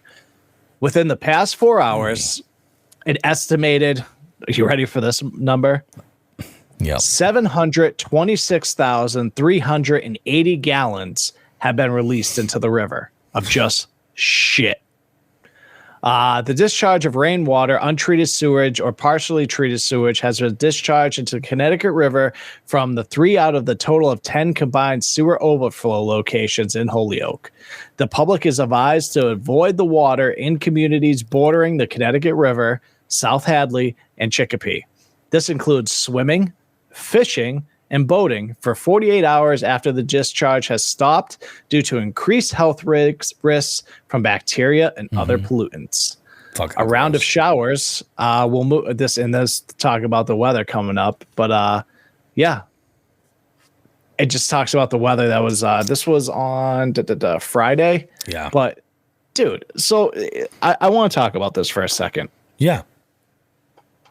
How are people not being held accountable for this? I mean, if God forbid, I never would do it, but if some fucking Joe Schmo is down fishing the Connecticut River, he fucking throws his beer can into the fucking river, it's like a $500 fine. Yep. But the city of fucking Holyoke can dump almost 1 million gallons of shit water in there. Yeah, absolutely. Like, please tell, like, oh, because of the rain, get the fuck out of here. Like you don't have some kind of fail safe or something like that. Yeah. So it doesn't dump into, probably one of the most fruitful water bodies in Massachusetts. Oh yeah, absolutely. And it's not like this isn't new. This is new. Like this, like I said, this has happened, I think the last 2 years in a row, maybe even 3. Yeah. South Hadley has had the same thing happen. And it's always the rain. Like, oh, so much rain and blah, blah, blah, blah, blah. And it caused, overflow. And you're like, there's got to be something. Like, let's fucking fix it then. Yeah, exactly. Yeah. Hey, it's going to rain. Maybe we should, it's going to rain. It's Massachusetts. It's going to rain a lot in certain times of the year. Yeah. We don't want to keep flushing our fucking toilet, our giant toilet, into the Connecticut River. With it, I'm sure those people protecting those sturgeon are wicked happy about this. Oh my god! Could you imagine? You know what I mean? Like it's fucking. It is the dumbest thing. Like they're on that log pattern. You know what I'm saying? Yeah, dude. So now I'm gonna. I'm gonna take a big piece of dog shit, put it on a hook, and see what I get. There you go. Right Get there in a the Connecticut giant fucking River. catfish. John Higgins makes a good point. He goes, they quietly pay fines and just keep it pushing. And that's probably what it is. Like, they're probably being fined for it, but nobody's saying anything because they're like, yeah, we're fucking at fault. No. We fucked up or something. And because you know why? What's that? It's probably a fucking fine that they don't notice, care, anything. It's like, you know, and it's probably to them, it's like, fuck it. It's going to cost us $2 million to do this upgrade, but it's only $1,000 fine. So we'll just keep paying the fucking fine because it'll be cheaper. Like, oh my God. Every time I go over 391, the water treatment plant is right there, right next to the fucking, and dude, it fucking smells like straight up asshole. When you go by I can remember from a little kid. It's fucking ridiculous. It's the same one, the one that sits right next to the pike there. And I don't even know what I think it's Chicopee. That one always smells like shit going over the fucking pike over the river. Yep. But hey, here's another thing. Don't put them right next to the fucking river. Well, I think that they need the water supply coming in order to do what they're going to do. Yeah, I'm sure. But it's still. Like there's got to be some way that they can plan for, because it's like this isn't like the first time there have been like significant rains that have come down. Like you know, and let's be honest, some of these rains that we've had recently have been maybe a half inch at a time, you know? And it's like, I don't know. I guess it's the do as I say, not as I do mentality, which always has pissed, especially me being in the fucking military the last 22 years. That's something that fucking just irks the shit out of me. So it's like, hey, keep our waters clean. We're the only ones that can pump shit into it. That's exactly it. Nick says Montreal a few years back sent all their shit into the St. Lawrence for weeks while they were retrofitting the plant. And that's the thing. Like, I mean, when they're doing maintenance and things like that, like I get it. Like, what can they do? Are they is there a guy with fucking buckets? Like, I'm trying to manage all the shit. There's just too much shit for me to manage. God damn. You know? This fucking plunger ain't big enough. Ships in the ocean can dump all they want if they're X distance from shore. That's fucking insane. That is fucking insane. Like, it absolutely is. Lots of people connect their sump pumps to the sewer. See it all the time. Yep. I like Nick's comment here about the ships in the ocean. Yep. Dude, have you ever been on a cruise, Bobby? Oh, yeah. So you've been on a cruise. Mm-hmm. So you're sitting there, like one thing you do, you sit on the railing, you just look out into the ocean. Can't see anything except for one thing. All the fucking trash that's in the ocean. Oh, yeah. It's unbelievable how much trash you see in the middle of fucking nowhere on the ocean. Yeah, 100%. It's crazy, man. It's like, it's absolutely fucking disgusting, and it takes fucking turtles to make people fucking actually get fired up about it. You know what I mean? It's fucking insane. Carnival is notorious for dumping illegally. Well, that's like the Spirit Airlines of fucking cruises, I hear. So these days, for sure. I mean, come on. John Hagan says we have the same issue with Green Lawn Dam in Columbus. It has a sewer line embedded in with an overflow below the dam. They've corrected it for the most part, but you can still smell the shit. Just wild to me. It's fucking insane. You know, it's like, and I mean, there's a part of me that's like, it's shit. There's fish shit in there. There's beaver shit. There's muskrat shit. There's shit. Like, shit is life. You know what I mean? Yeah. Everybody shits. But when it's an entire fucking city's volume of shit getting poured out at one time, that's a different animal. It's a little bit different if the city of fucking Holyoke decides to unload, you know, into the river versus I decide to pinch a fucking loaf off the side of my lund because I had a fucking breakfast taco. Oh, you would be, dude, you'd be in arrest fucking me prison. in a second. They'd be, how dare you fat fuck. Yep. You know? Yep. They look at me and they're like, hey, big man, you blow that motherfucker up? And I'd be like, well, I don't want everybody in this Chili's to know, but I mean, I did, but, you know, fuck. Crazy. So yeah, that was the one story I had this week. I saw it and I was like, we have to talk about this because it pisses me off because, like I said, the first thing I saw was like, do as I say, not as I do. Yep. And I was like, whatever. Whatever. Thanks for putting all that fucking Hep C, Hep A, Hep B, fucking whatever the hell else you put in that fucking people shit water. Fucking fuck. Fucking Nick says, how about watching used tampons floating by? Not supposed to flush those to begin with. Nick, they're not necessarily flushing them. Sometimes they're just whipping them right out the car window because they're in a hurry. You know what I mean? And when you're over a bridge, you're over a bridge. Choices were made, mistakes were made, you know? So I figured out, so my dad, grew up as a plumber, he growing up, he owned a franchise of Roto-Rooter. Oh, so okay, as a kid, I would fucking go with him as him or the guys fucking cleaning drains or whatever. Yep. That was my first experience with a tampon. I was like, what the fuck is that thing? Fucking 11 years old or whatever. Poking at it like it's a fucking balloon. Yeah. So, yeah. That's fucked, dude. That is fucked. Before we take a quick break, guys, and go back, segment number 2 is going to be great. We got an amazing FTG. I hope you guys stick around and check that out because this is a hot fucking topic to talk about. But we also have some Just the Tip stuff and Gear of the Week as well. But before we go to break and return with all that good stuff, I do want to let you guys know that I did record an episode of the Catch podcast with Matt and Brad, and we had a great time. So be on the lookout. I'm not 100% sure on when that's going to drop, if it's going to be this coming week or the week after or when, but check out the Catch, and thanks to them for having me on, man. They're absolutely freaking awesome. And I feel like it's a tribute to them when I say the following: do not go too far, nerds and virgins. We have more Jigs and Bigs coming up right after this.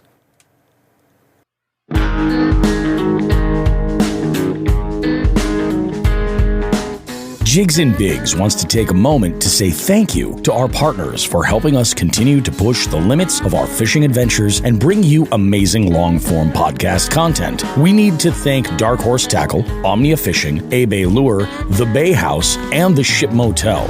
We can't forget about Three Bells Outfitters, Torres Sunglasses, and of course, Reaction Tackle. Be sure to check the description of this podcast for any associated affiliate links or promo codes they've generously provided our listening audience. Again, we cannot thank our partners enough for their support. Please consider supporting them and supporting the show in the same process. Thanks.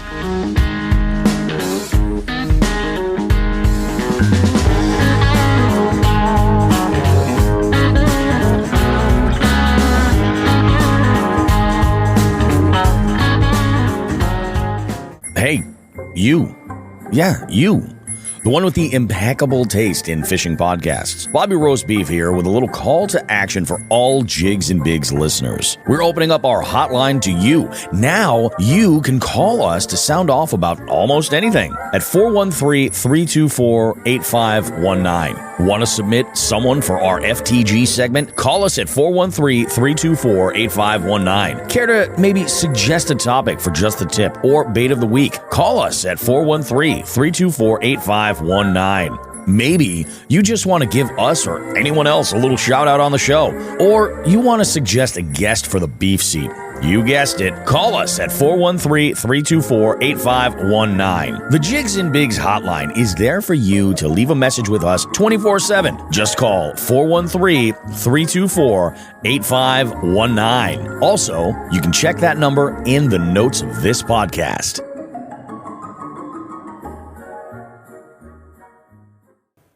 And perhaps play a little game called Just the Tip. Just for a second, just to see how it feels. Or, ouch, ouch, you're on my hair. Okay.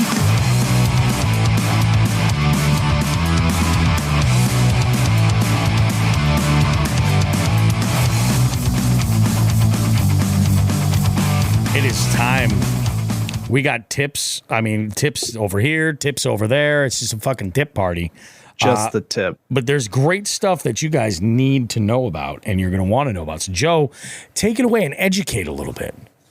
I'm going to educate a little bit because I fuck this up constantly because I'm so forgetful and I get so excited just to throw my line out there.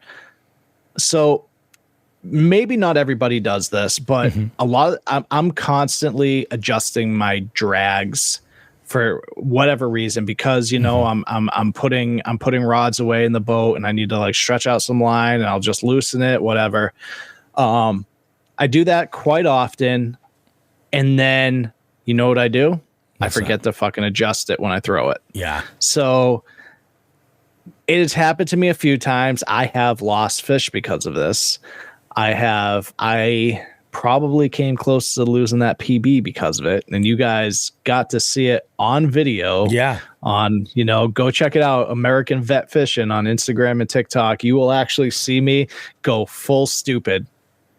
And not only did I forget to adjust my drag before I started throwing my lure, I completely forgot how. I was like so like amped up in the moment. I forgot how to set my drag, and you'll see it in there. It's funny. It kind of I actually wanted to cut it out of the video. I'll be 100% honest, but I was like, nope. I was like, because I was just in the heat of the moment, and like my brain just was not working. And I do this constantly, and it just goes to show like I just got dumb brain for a second there, but make sure either before you start. Oh, and then it happened to me again today with my son. He had my rod and it was not adjusted, and he came close to losing that 3-pounder today. And oh, wow. I was telling Bobby, it was kind of, I was telling him, I was like, cause I'm really trying not to give him, not that I don't want to give him advice, but I'm trying to make it like when he catches a fish, it's his show. Like it's your fish, you do it. Yeah. I was saying like, hey dude, you gotta loosen the drag. But again, he is so fucking laser focused on this fish, whether he doesn't hear me or whatever. Yeah. And there was no drag. I mean, it was so fucking tight. And so that thing actually broke off right as he boat flipped it in, which I love the fact I have him boat flipping. But that's awesome. Yeah, so make sure I know just put it in your back of your brain as a self reminder. Is make sure your drag's set to where you want it to for your day of fishing. Because again, I have that. I don't say it's a bad habit. It's just my habit of adjusting my drag because I need to adjust like length for whatever reason. Yeah, I just need to remember to adjust it. Take that extra second and make sure it's where I need it to be once I go out and fishing. So I don't want to lose fish because of it. I don't want you guys to lose fish because of it.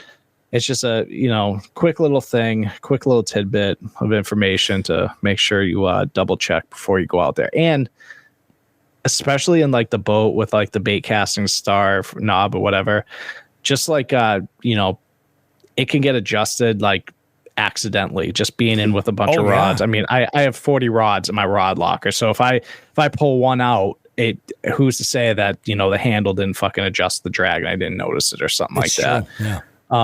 So yeah, check your drag, guys. Check your drag. Don't look like an idiot like I do right now on social media.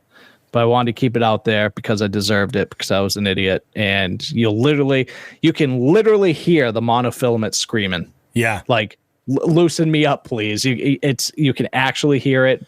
Bobby can attest to it. It's fucking funny. I'm willing to bet that the fact that you were throwing mono saved that fish. 100% saved that fish. Yeah, because if you were throwing braid and 100%, like, I mean, granted, braid is crazy strong.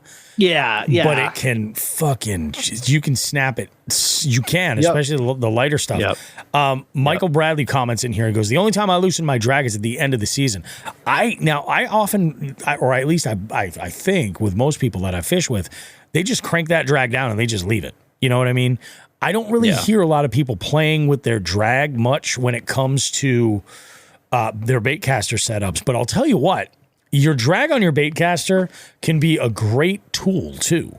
If you're fishing a combo where maybe maybe you're throwing a presentation and you're getting some short strikes or something like that, or maybe not short strikes. Maybe that's not going to do it. But where it's a situation where like you need something that's has a little bit more give.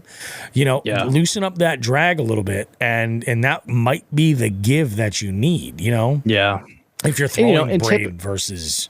Yeah, and I'm the same way. I typically have no reason to really adjust my. Actually, I do loosen up my drag because if I'm going to put a rod away and I go put a rod away, I didn't give myself enough line to fucking put it on the hook keeper. I loosen it and I pull it out. So for whatever reason, but this one was actually pretty tight, and I don't fuck with my bait casting setups very often. I'm like in the middle of fishing. It was just this one was screaming. I was like, I have to adjust this now. Yeah, exactly. And that's only happened to me with a bait cast setup a couple times, and it was this fish, and it was 2 pike I fought.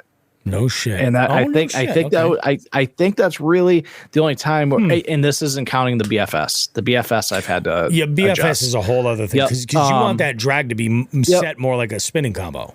You know? Exactly. So I had to set it because again, go check out the video and listen at that moment, and you will hear that monofilament screaming. And it's only, and she brought me into you see when I rip her out, like she's got grass tangles. I was in the grass with her too. But go check it out.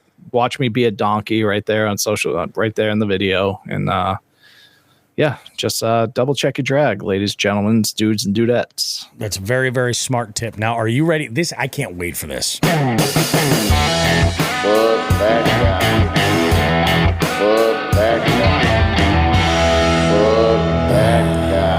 All right, ladies and gentlemen. So I'm going to go ahead and start out by saying the fuck this guy for this week is Matt Webster. Matt Webster is a Tennessee resident who was recently caught on camera at essentially being a, quote, drunk Karen that broke a young angler's rod when trying to remove them from private property.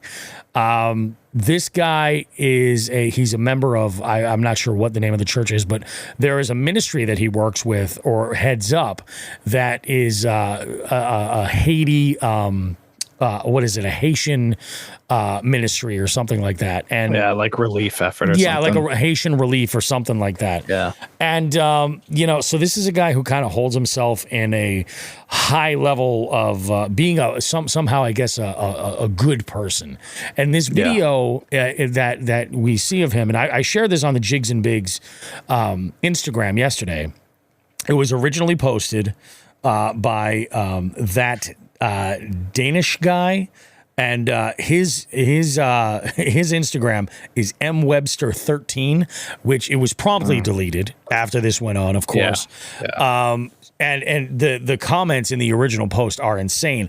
I posted it basically saying, we're going to talk about this type of shit on the show. Who was wrong and for what reasons? Feel free to comment your thoughts. Might mention some on the show. I'm going to mention a bunch of them, actually, because I have my own opinions, and I did a little bit of research to figure this stuff out. But Matt, for the reason why we're putting this here and not in Hot Topics is because at the end of the day, Matt Webster is a piece of shit. He's an asshole, and he is an asshole who hides under a guise that he is a decent human being, and he is a fucking asshole. So these kids, here's the breakdown, and I'm going to give you guys the research that we did. These kids were fishing on private property, okay, with the help of one of our jig heads, John Hagens. We tracked down the body of water and the property lines that go right into the water. They're divided. Yeah. There's actually one element of this lake where if you were fishing from the woods, you probably would be okay. But accessing that is probably impossible. So you're shit out of luck. But from the video, you can see that there are houses in the background. There's backyards that are behind them. Yes, they were trespassing. Don't trespass, guys. Don't. Like, this is why you could deal with absolute douche nozzles. This guy goes and basically approaches these kids, and the video only shows so much. The first thing it shows him angrily stomping over this one kid, grabbing the rod out of his hands and breaking it over his knee. The other kid that's recording this, he has the camera right in his face, and the guy is like, oh, he's like, the kid is saying to him, we're not going to leave right now. We are, we're not going to leave right now. We are waiting for the police. We'll let them handle it. And what the thing is that this guy chose to be all of the elements of the equation that he shouldn't have been. The enforcer of the law, the everything, even when the authorities were on their way, which is just bullshit. Breaking, people's equipment, even just touching somebody else's equipment is not kosher. Like, that's just fucked up. You're asking for trouble if you do something like that. So let's go through the comments and see what we got. I'm going to go ahead and look at newest comments. A bunch of people are going to say a lot of the same thing, like, oh, I would have fucking, he would have been swimming or such and such, or the other one that a lot of folks will say was like, why not just let the kids play? It's too late. It's too late for that. Like, it's not about letting the kids fish or what was like, it's private property. He's the property owner. If he called the cops, like that's what it was. These kids were in the wrong. Now, what I think probably happened is that if the cops probably showed up and after seeing this guy, Matt Webster, the trespassing was probably second. If they even bothered to look at it, it was probably the secondary issue, was the trespassing. But so that's one thing you can do is avoid trespassing, like do your diligence to make sure that you're on public property when you're fishing, or get permission from somebody. That's key. If you have permission from somebody, fantastic. I didn't even think about that. If these kids had permission, they should have fucking led with that. You know what I mean? But they were waiting for the cops. So there's a lot of people who say this. Somebody commented, they're like, to be completely fair to the old man, he didn't choose to grow up in a world where everyone was covered in lead paint, which I thought was pretty good. A lot of people, I would start throwing hands. FTG is the old dude. That's actually Brad Hicks from The Catch who commented that one. Start sending these old dudes to the ER. It only takes 2 to 3 years of constant beatings. People will start missing their own business. Former boss of mine. Oh, this is something else. Former boss of mine. He was very entitled and two-faced in his dealings with people. We lived in a small town, and he acted like he was local royalty. Everyone I have talked with that worked with us that is just Matt showing his true colors. It was an absolute disgusting display. He should be ashamed of himself. I agree. That was from not even one of our followers. Holland R300 was that user that left that comment. And I agree 100%. Like, this guy is showing his true colors. I mean, that's why someone commented, that's why you keep a knife on you. I was harassed and I thought that I was going to come to an assault. I almost pulled mine on the guy. He walked away though, so I didn't have to. Again, like, you're only making the situation worse for everybody. Like, especially if the cops are on their way, let them show up. Let them see what kind of train wreck is going on. Yeah. Fishing is, a lot of people comment here. Yeah, fishing the pond is the worst thing a couple teenage kids could be doing. It's too late at that point. You know what I mean? Like, this guy already did fucking his shit. I mean, he's a piece of shit. Fuck that guy. That's the point. Yeah. Let's see what we got. Joe, you go ahead and weigh in. I'm gonna find a couple of comments here that really stick out to me. So only because sometimes I like playing devil's advocate. Yep. No, fair enough. So, and yes, the way that guy, what I saw in that video, the way that guy acted was inappropriate. Like, I'm going to be honest, I own a good chunk of land. And if I have people on my land that I don't want on there and they tell me they're not going to leave, I'm going to get a little fucking aggravated. You know what I mean? And you know what I mean? So I get that portion, the whole like grabbing their rod, breaking it, not the right thing to do. But here's the other thing. And we see a lot, and I'm not saying this is even the case, but who the fuck knows what was said or what was done by these kids recording before the edit of the video. That's the thing. Yeah. Cause there's this is all we're seeing is just this one slice. And it says in the video that it's part 1, and I haven't been able to find part 2. I don't know where that is. So who the fuck knows what happened? Yeah. The moments leading up to the altercation.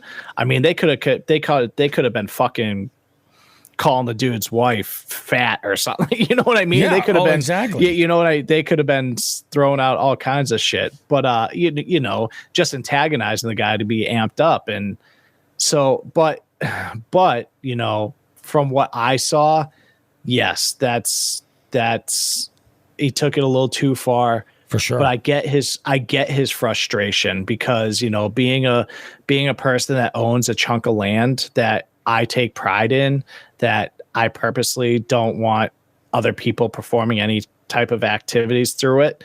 And if I have someone on my land that I pay for, that I pay taxes for, because we're in the fucking great country of America, yeah, I'm gonna be aggravated. Yeah.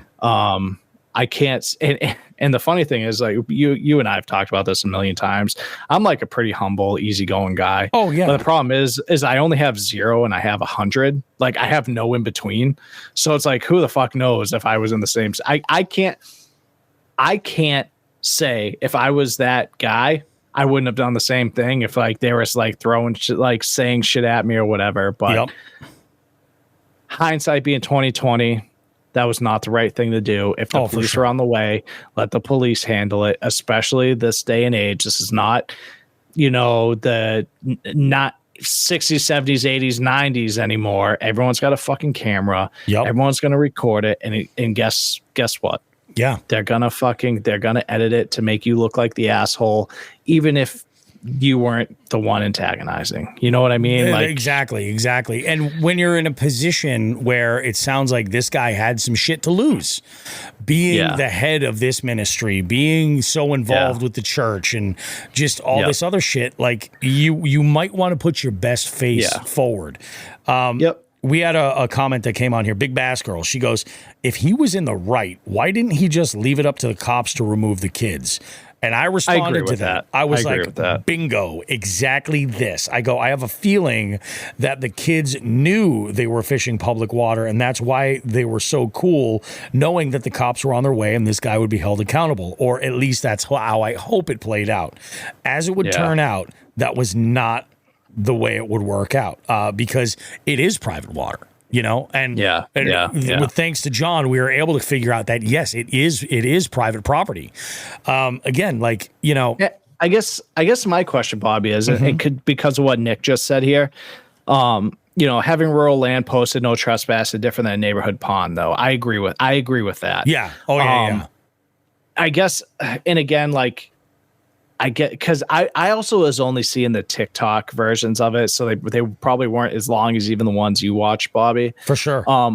So were they on? I know it was HOA, and I'm going to be the first person to say that I think HOAs are the biggest fucking sham going. Yep, 100%. And so, like, is this like a quote unquote HOA pond, or were they actually on his physical property? So that's going to change. That's going to change my thought. So here's the thing. I'm going to actually show you the fucking map.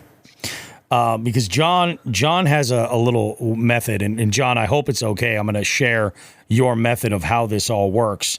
But, oh no, that's not the right body of water. Where is it? Right here. Okay. So what John uses to check this out, this is the pond in general. Okay. And you see those lines there? That's from Zillow. Okay, yeah, Zillow and Onyx do really well with that shit. Yep. Zillow does really well with it. It's pretty new for them too. Yeah, and Zillow will lay out all of the property, and you can see that pretty much every single house that goes around there extends into the water, except for like, I don't know if that's an island. I think that's a little island or a hump. That's out there. And then that line where the trees are to the bottom, that's I guarantee open. It's a fountain in the middle. Probably. They always put fucking fountains in those HOA ponds. And you know, it very well could be that is, you know, that this is, private property. But looking at what you see in the video, you see backyards behind them.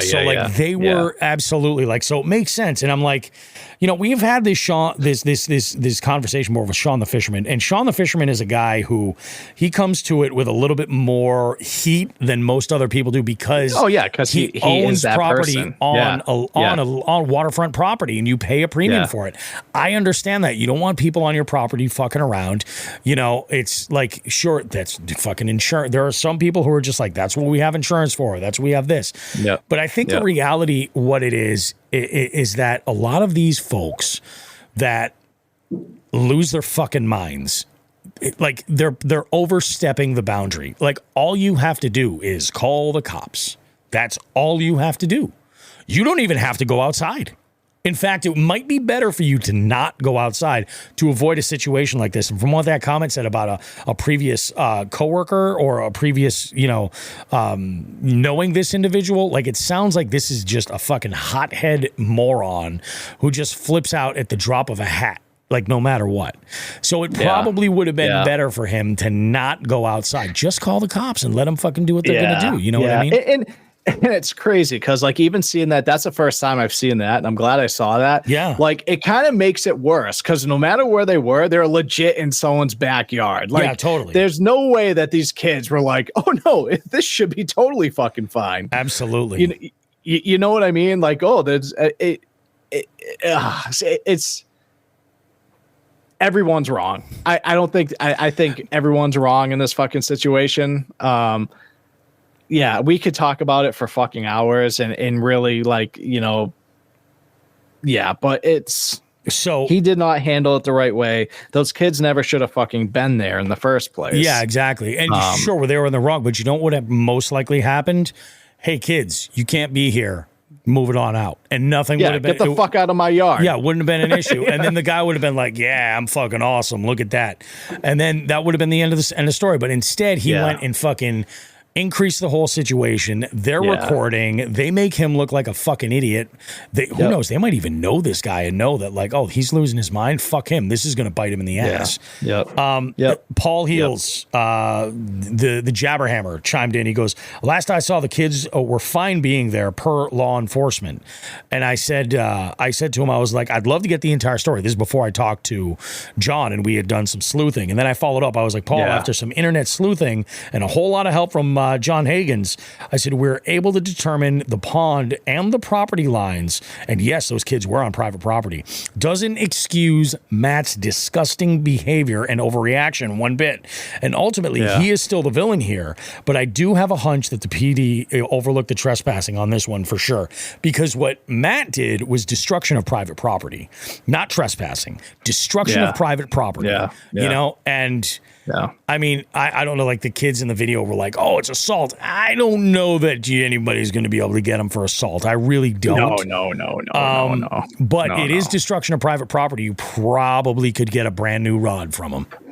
Yeah. And I'm sure he's going to buy one for him just to kind of hush up the situation. But it's just a shitty situation. It never should have happened. For sure. And, like, there's so many different roads you can go down with this because it's it's like these kids are out there. I wish my fucking oldest was just out there fishing. Yeah, exactly. You know what I mean? It's that's the thing. Instead of fucking rotting his brain on fucking behind the TV and shit. So I like seeing that. I agree. But it's like, but as an angler, no matter what age, you have to do the proper research to ensure that you're not getting yourself into a precarious situation. That's the whole thing. You can run into some shit. Fire Turtle 75 commented to my reply to Paul, says, Jigs and Bigs, someone who reacts like this to some teenagers fishing in a private community pond certainly doesn't care about people in Haiti either. Wouldn't surprise me one bit if that charity was a front for funding their nice HOA home and lifestyle. I respond and I said, couldn't agree more. I said, he's funneling funds into some offshore accounts for sure. I don't doubt that for a second. Like, no, I'm just going to say, calling a teenager like, hey, you're out here and swearing up and down and calling him a dick isn't very church-like. Fuck you. No. You know what I mean? Yeah, I agree. And dude, and this is totally going down the rabbit hole. I know from experience how many fucking of these people that are such shitty people that hide behind the church and like funnel money through the church and shit. Yep. They're like, ooh, I'm a person of God. You and I know one, Bobby, that we're not going to talk about here. For sure but, we do. Yeah, we do. Yep. Yeah. And you know, it's fucking wild to me. So it's like, fuck that guy. In the end, And fuck that guy. Amen. For fucking AJ.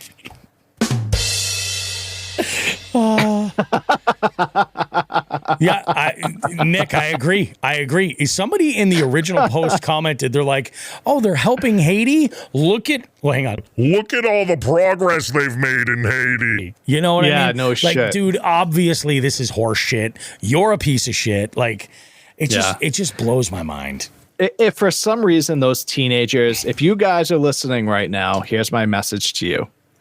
Keep doing what you're doing, getting in the outdoors, going fishing. Yep. But try not to get yourself into those situations. Yeah. Do your research first, especially with HOAs, because they're like a fucking cult. They are. These HOAs are like a cult. And so you need to be careful. And next time, get yourself off the property and then call the police. And then if you were right, then you can go back on the property. But be the better person and separate yourself from the situation. It sucks, but there is a process. You know, you got to see the biggest. That guy at the boat ramp that I was losing my mind with, yelling with back and forth. Again, like, I was like, I wish I hadn't fucking lost my mind and I could fucking just keep him there until the cop showed up. You know what I mean? Yep. Oh God, that would have been great. Pat says, he goes, when I was a kid, you'd meet people and try to know them and get permission to be on their property. Some were just dicks and they'd tell you it was a no-go, but at least you had respect for them, you know, and that's all you can do. Like, if it is somebody's property, then cool. You say, hey, you know, go. But nobody, I just want to say, like, Jigs and Bigs, we might joke about trespassing and fucking jumping fences and shit like that. Yeah. It's never a great idea because you put yourself in some situations. Dude, there are areas around here where if you are cutting, now it's not fishing, but if you're hiking, there are some small ass fucking towns with some operations going on that if you cross a fence, you're getting your ass shot. It's not going to be yelled at. You're not going to have your rod broken. You're going to get fucking killed. Like, you just got to pick your battles.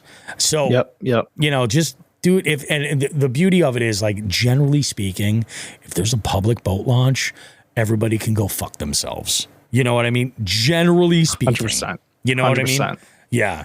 Yep. God, that is fucking bananas. But yeah, I saw that. I was like, oh, I got to reshare this. And yeah, last night it was just notification after notification. Everybody had an opinion. And thank you to everybody who chimed in. But Matt Webster. Fuck that guy. He's a piece of shit. Fuck him. Fuck him. We got to talk gear. Okay, gearheads, it's time to talk tools.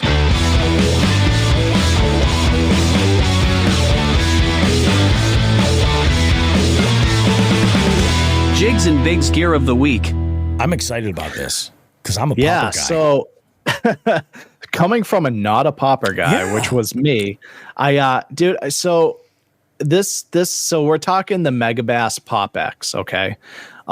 This is something I grabbed from Spence over at Berkshire Bassin at I believe it was the Springfield show when we were there. I usually always grab, because I like Megabass shit mostly. Oh, yeah. And I saw these. I'm like, I'm not a popper guy. I was like, it's because there's something I try to open my mind to every year, like a form of fishing or a type of bait or whatever. Yep. And I had it here, and I'm like, I'm gonna throw this on. I'm gonna try it. Yeah. Like it's a little bit different. And I threw it on my fucking setup, and it's actually, I don't know if you noticed in the video, but it was actually on my Megabass Levante as well. That I caught that fish. Matchy. Yeah, it was. So I'm going to try to do present, Bobby. I'm going to try to figure this out. Yeah. I'm going to share the screen here. Okay, so share screen. Here we go. Boom. There we go. Do you see? Booyah. So that is actually the same exact color. It's called like Regari or something like that. But that's the pop, right? So they don't show it here, but it actually has, think of like a fucking Ferrari. So where they have like the air ducts, the like active air ducts, and not active, but the I guess useful air ducts. The intake. So this, yeah. So this actually has that in the nose. So this ain't, and the gills is actually where the water comes out. I wish I had grabbed one. They're in the, I have a couple of them. They're both in the boat. But yeah, so it just, and you know what the cool part about it, and I'm sure that those water like intakes or outtakes, whatever, have something to do with it. But this thing walks like a fucking, like a standard like walking bait as it's popping. Really?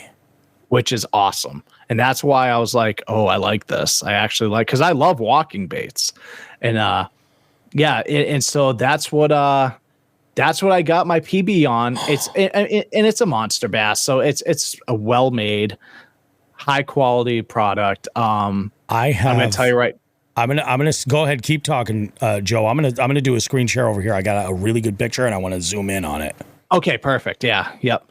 So like I said, I was never a popper guy, and I just, something told me up in my little tiny brain of mine, like, throw this on, give it a shot. Yep. And I threw it on there. It comes in quite a few different colors.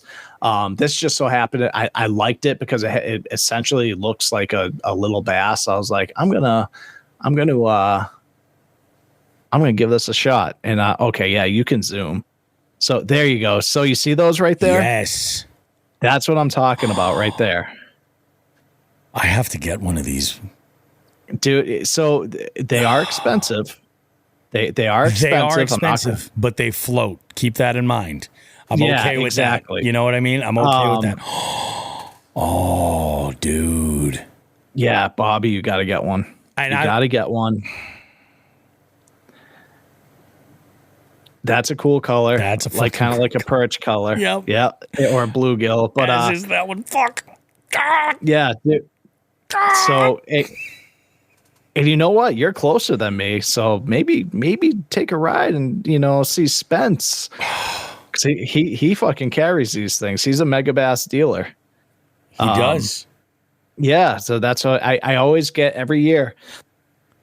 Every year I get a couple things from him at the shows, and damn. Yeah, that's awesome it's an awesome bait, well made. I mean, and just the fact that I caught a bait that I'm like, oh, I don't really like. I'm not into them. The first day fucking throwing it, I catch my PB on it. Yep. Like, are you kidding me right now? That's fucking amazing. I can only imagine that must bubble like a son of a bitch. Oh, dude, it's wild. It's and it's cool. And if the cool thing is about it is because it has such an awesome walking motion as well. If you want to slow it down and quiet it down, you can, and it won't do the bloop. Like if you're blooping and you see something coming at it, but it just doesn't want to commit or something, you can slow that thing down and just kind of give it those like soft twitches and just kind of walk it a little bit. It's a cool bait. I am a believer, obviously, of this bait. Yep. I highly, again, it's like you said, it floats. They're expensive. They're, $20, Bobby? I think. Yeah, $19.99 on Omnia. Yep. I'm not sure what Berkshire Bass's price is, but $19.99 on Omnia. And if you're doing your first purchase there, remember to check the notes of this podcast, and you can save 15% off your first purchase at Omnia. Yep, there you go. So, hopefully, unless Mega Bass is one of those ones where you can't do a discount on. On that one, they can. Oh, perfect. Yeah, I believe on the first purchase, that one they can. Okay, that's awesome. Yeah. Because I know Mega Bass and Shimano, they like do that. They're like no discounts. Yeah, no, I think on that one they can. I highly recommend you guys get your hands on at least one of these and try it out. If you don't like it, call me a liar, but I just caught a 6-pound, 10-ounce fish on this the other day, and it was amazing. So it was amazing. Let's talk fishing a popper, because when you were telling your story about your week, I got popper vibes. Yeah. That's still water, and you were casting to isolated cover, you know? Exactly. And, yep. So I was, dude. Yes, that's what it's all about. Yeah. So I knew this was so this spot was all grass, very shallow. She was sitting, Bobby, in about 1.5 feet of water. No shit. Yep. She was sitting about 1.5 feet of water, if that. No shit. I was reading 1.4 or 1.6 on my graphs, where I was. So it could have been less than that. Yeah. But I know it's full of grass, and it was basically in between. There's probably about 50 feet of gap between two lily pad beds, like very large ones. Yep. Oh, yeah. man.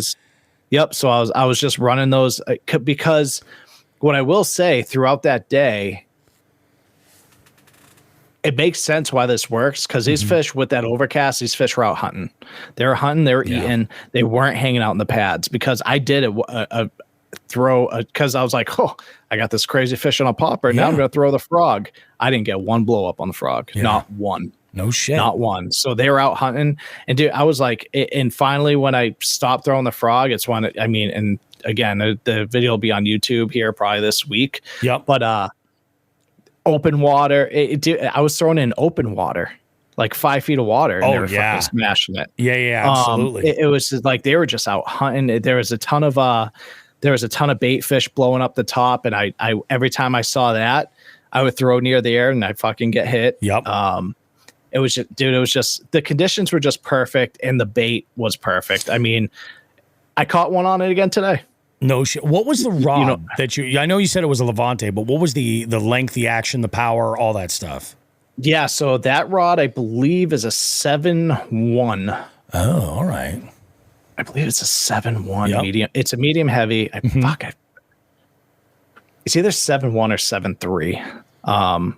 Medium heavy. I had it on it, dude. I'll be 100% honest. I had no intention on this being like a top water rod. Yeah. It was just kind of like, oh, I have this rod open, I'll throw it on this. Sure. You know what I mean? No, that makes sense. And yeah, because I knew I had mono on this reel. Yep. That's a huge part of it. Yep. Thank God I had that. I think it's either 12 or 15 pound mono on there, but the reel is garbage. I hate the reel it's on though. But so I just threw it on there and I stuck her pretty good with it. That popper has one thing that I love in a popper, and that's a dressed rear treble hook. Yes. I think that's a huge deal, especially when you get something like shimmery fabric in there. Yep. And Steve Hack leaves a comment here, goes, poppers are so effective even if you aren't walking them. Just a bloop, let it sit, bloop again. Yep. The other thing about poppers, when you really get into them and get fucking nerdy with them, is like there's that bloop, that pop where there's the bubble and everything. And that's great. That's good and loud. But if that's when you just like a quick twitch, if you drag that rod tip as you twitch and drag it a little further, you can get them to spit. And that's a whole other kind of action. And sometimes they want one versus the other. I've found it depends, what the situation is. Like I love to throw a popper right up, and I use a shorter rod for it so I can be really accurate with it. Cause you got 6 hook points going. Like I don't want to throw it near a lay down and be like, oh, that's fucked. Let's go blow up this spot so I can go get this. Let me go get my $19 bait. You know what I mean? Yeah, exactly. I've got a number of poppers that I keep on hand. I have some that are I found like bone white ones work absolutely great. I found that the best ones work in bluegill patterns, and it's because from what I've researched is that bloop, that noise at the surface during the time of like the bluegill spawn, it's common for bluegills to hit the surface like that and make a similar sound. Yep. So actually, John said I toss a popper on and when shad. So that's exactly what was going on that day. It was there was. I mean, it's not shad here. They're most likely like golden shiners or something. But cause I don't know if there's alewives in there. I don't think so. Yeah, I don't think so. Yeah. But so they're busting, and every time, and even today when we found those, there weren't as many. But Jeremiah tossed it. I saw one, told him to toss that fucking whopper plopper beyond it. I was like, make sure you toss it beyond it and run it through it. And he got smoked on it. Fucking awesome. So that's a really good tip, John. I appreciate that. So if you see that bait busting, there we go. I knew someone was going to say it. Steve Hack says, get that popper to Hawk Tour. You know what I'm saying? Spit on that thing. Spit on that thing. Oh, you get me? Fucking so yeah, there's our gear of the week, the Mega Bass Popper Max. That is fucking awesome, dude. That is absolutely fucking awesome. I think that's a great bait. I'm gonna have to try it out because I just looking at the way it's carved out in the mouth is really, really interesting to me. So I'm pretty stoked on that in a major way.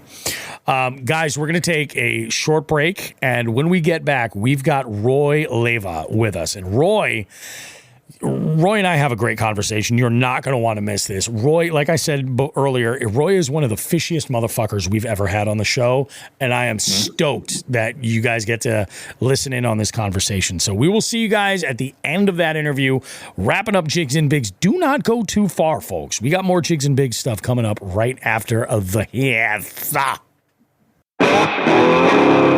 Hey guys, Bobby Roastbeef here from Jigs and Bigs. You know, if there's one thing I can't stand spending money on, it's on something that's not versatile, something that I can't get a lot of use out of. I want to talk to you about Frost Buddy. What Frost Buddy is it's one of those can coolers. I've seen these before. In fact, I have some that are limited to only fitting one specific size of can, like a standard 12-ounce can. I stumbled onto Frost Buddy, and I was blown away with it. So versatile. Fits standard cans, tall cans, slim cans, and even 12-ounce bottles. And the magic is the insert fits all of these items in various stages within the insert. And when you take that out, you can fit a full 16-ounce tall boy can. In fact, it even doubles down on being versatile with the coffee lid. And on my recent trip to Chickamauga, I had a field day with this thing. I was throwing beer cans in it. I'd have coffee in the morning. On the drive, I was throwing in all different sizes of cans for different canned coffee products to keep me awake on the long drive back. The thing was amazing. So I recommend you check out Frost Buddy. If you're in the market for either a travel cup for your coffee or a can cooler at all, either one of those,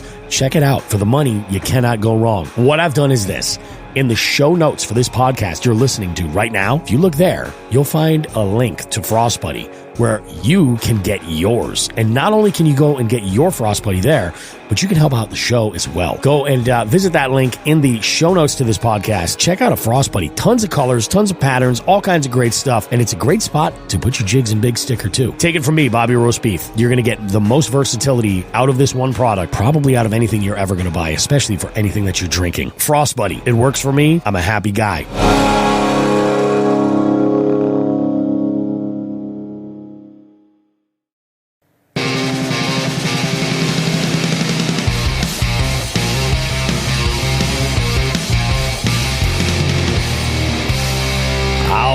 Guys, Bobby Roastbeef back here in the studio, and I've got a guest in the beef seat. I've got Roy with us, Roy Leyva. He is, Roy and I actually had a very interesting kind of meetup. I don't know if you remember this, Roy, but I had just gotten off the water this past spring in East Hampton, and I stopped at only one of the finest Cumberland farms to gas up and fill my face with some terrible decisions.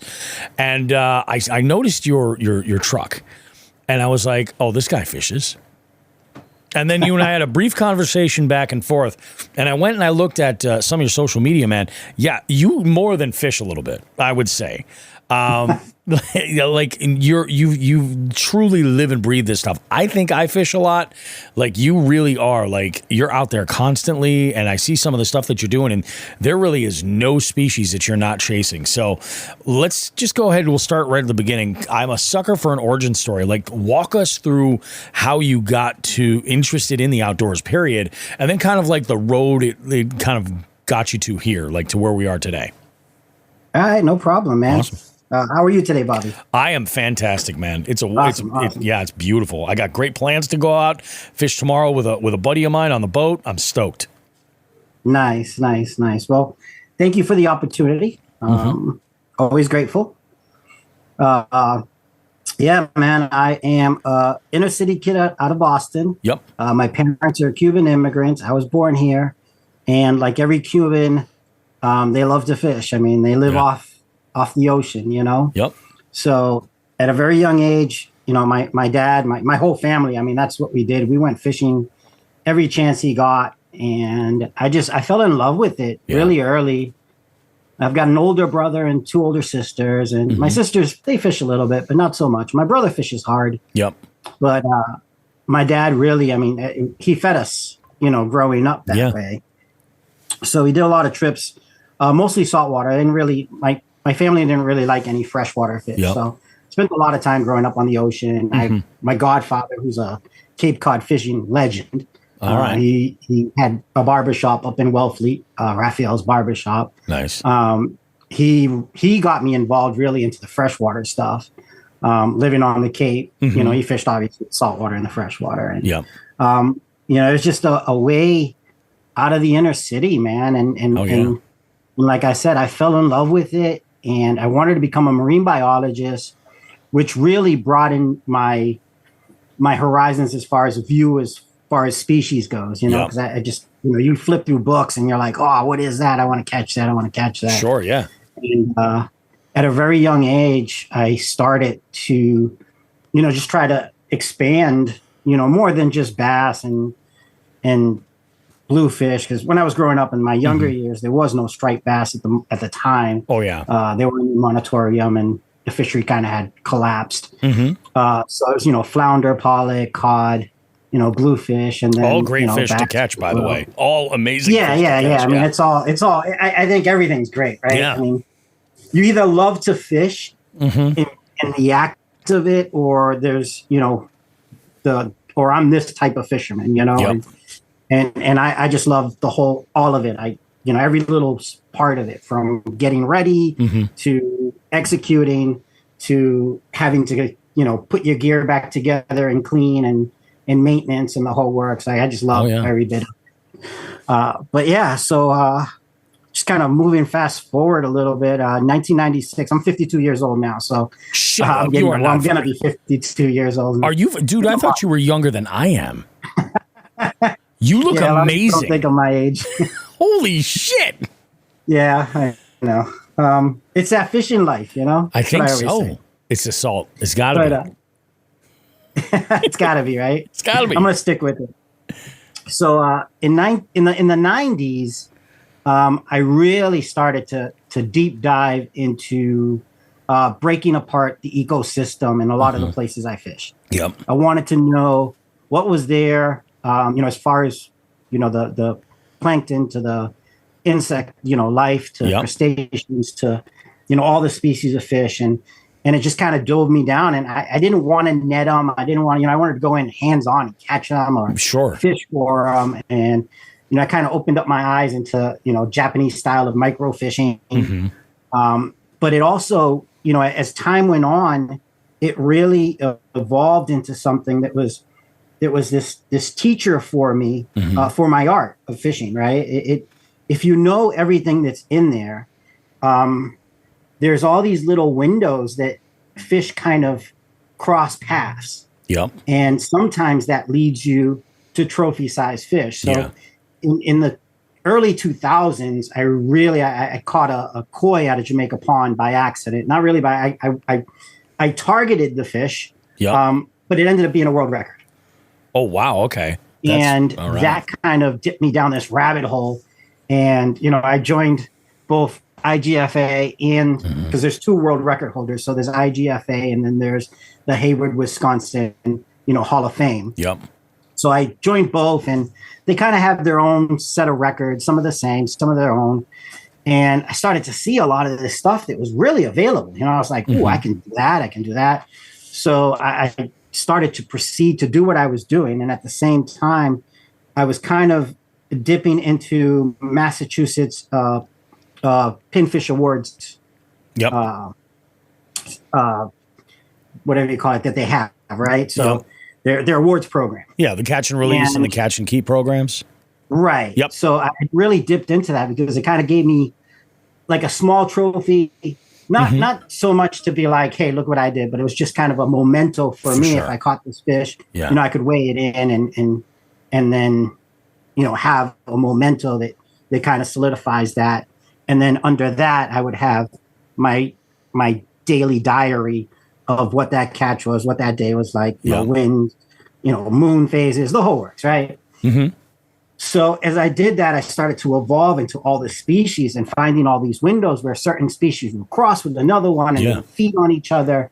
And these were like trophy-sized windows. You know, I mean, I could catch some really big fish doing this. Oh, yeah. Kind of narrowing down these little moments, you know, within a year and the seasons and so on. Yep.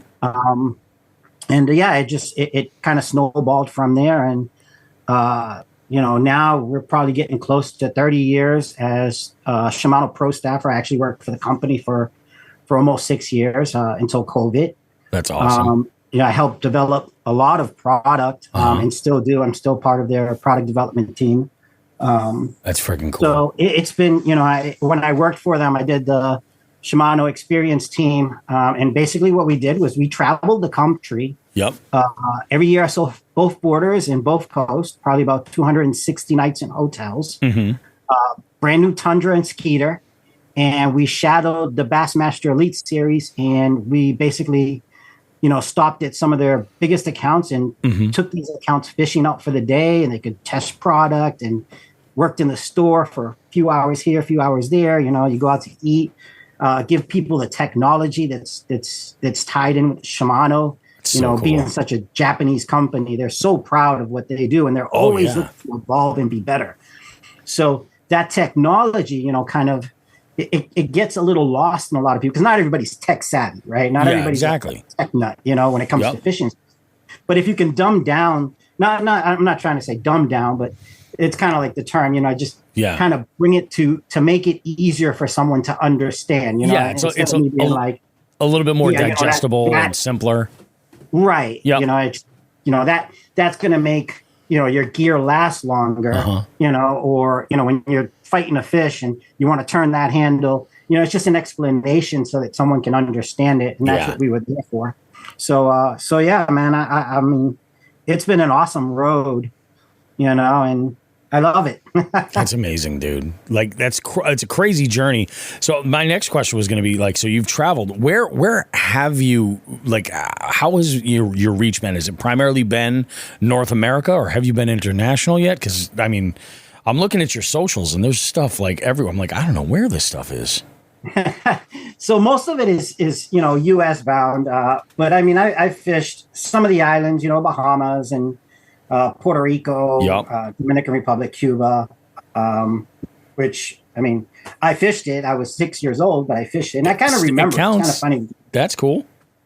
It's one of those moments in life. It was, you know, the biggest thing I remember about Cuba was it was so different than the U.S. Yeah. You know, I remember the food, having a really hard time with it because it was just so natural. Like the milk came out of the cow. You know, I'm a city kid, right? Oh, yeah. Now you're trying to feed me milk out of a cow that's still warm. Like, I've never had warm milk in my life, right? Exactly, yeah. You're like, something's wrong with this.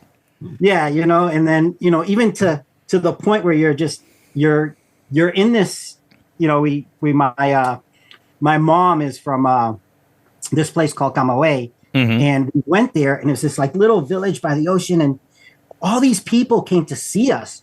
To the point, like I would bathe, and you'd have to like fill this bucket with water over your head, and then kind of shower with it. And I was young, I was 6 years old, but I remember all these people. There's no windows or anything, and people like staring in the doorway and like pointing, you know. And it was a shock that I still remember to today, you know. So I remember the little fishing we did there off the rocks and stuff, and going into some of the caves that were there with bats and stuff. It was pretty cool. Really cool experience. Yeah, but, for sure. I mean, I've, you know, St. Thomas, St. Lucia. I mean, I've fished quite a few places outside the U.S., but this is, for the most part, you know, the Americas has been my playground. That's awesome. Now, I want to ask you about like favorite species, but I think we need to divide it. Give me like your top 3 favorite saltwater species and your top 3 favorite freshwater species. All right. So number 1 is going to be striped bass. Yep. I think just because it took so long for me to catch my first, just because they just were non-existent, really. Yeah. When I became of age. And then I would have to say, oh man, that's a tough one for number 2. I know snook's going to be one of them. Snook's a popular one. Yeah. Snook. Yeah. I'm gonna go out there. I'm gonna say bluefish. Really? Okay. I was just talking about bluefish today. It's such a big part of my childhood. Yeah, was there. Yep. So I can't let it not be up there with me. So that makes sense. There you go. That makes sense. I was at a cookout today, a picnic, and a bunch of us were sitting in this tent trying to hide from the heat, and we're having a conversation. My father and I had just done some fishing, and I caught 3 stalker rainbows, and he's like, you know what? Let's keep these, and I'm going to make this smoked trout dip. And I'll bring it to the party. So, of course, everybody's got to share fish stories because they know this is caught locally and everything. And we were talking about bluefish. And my wife, actually, she does not like smoked things and she does not like fish. One night we were out having drinks at this bar in Great Barrington called Moon Cloud. I highly recommend you go check it out. They do 2 things. They make craft cocktails and they do charcuterie. And on their charcuterie menu, there's this like smoked bluefish. They call it a pate. It's not a pate. It's more like a smoked bluefish salad. And it is out of this world. And we were talking today, and the guys that I was talking with, they're like, I heard like bluefish is like not great eating. Like it's real greasy. And I'm like, it's 100% preparation. 100%. Right. Yeah, because I've had it both ways, but sorry for the tangent, but what about your... No, man. Your favorite... I will agree with that. I mean, there's a lot of those, mackerel, all of those fish that are real oily and stuff. You're right. And they all smoke really well. They do. Maybe there's something to that, because I feel like the same thing with salmon and trout. Like they smoke really well, and there might be something to that. Yeah, I mean, I became a chef after high school, so I can dip into a little bit of that. But yeah, I mean, all those oily fish really, really smoke well because those oils kind of like keep it hydrated and add a lot of flavor. It's not so pungent as you would think. Yep. As if you went ahead and fried it or just tried cooking it right out of the ocean. Yeah, because the smoke is gonna just the cooking method. Key. Yeah, I think that's a big deal. And then there's palate too. There's palate. Like I don't eat fish at all. Oh, really? Okay. Like I don't eat fish at all. I don't like it. There's a lot of anglers though that are just like that. They're like, yeah, I catch and release everything because I'm just not into eating it. Right. And that goes the same for me. I don't like it. Yep. But there's people who love carp. Oh yeah, there are. I mean, I had to tell you a quick story. I mean, I used to fish the Charles all the time, and I had a friend who was Russian. His name was Lenny. He was a jeweler, nicest guy in the world, man. Yep. He was just such a nice person, soft-spoken, really good people. And I remember I was striper fishing, actually, the Charles. And what would happen was the locks would open, these heron would come up in the spring, and the bass would follow him, and then they would chase him upriver, and then that was your chance, right? You had like an hour of fishing, and it was done.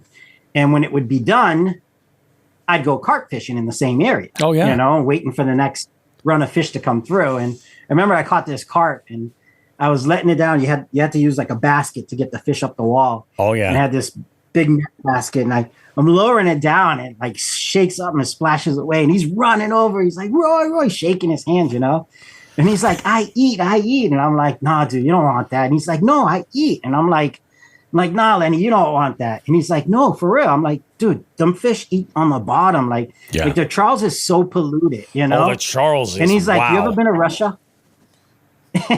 Well, and I was like, no. True.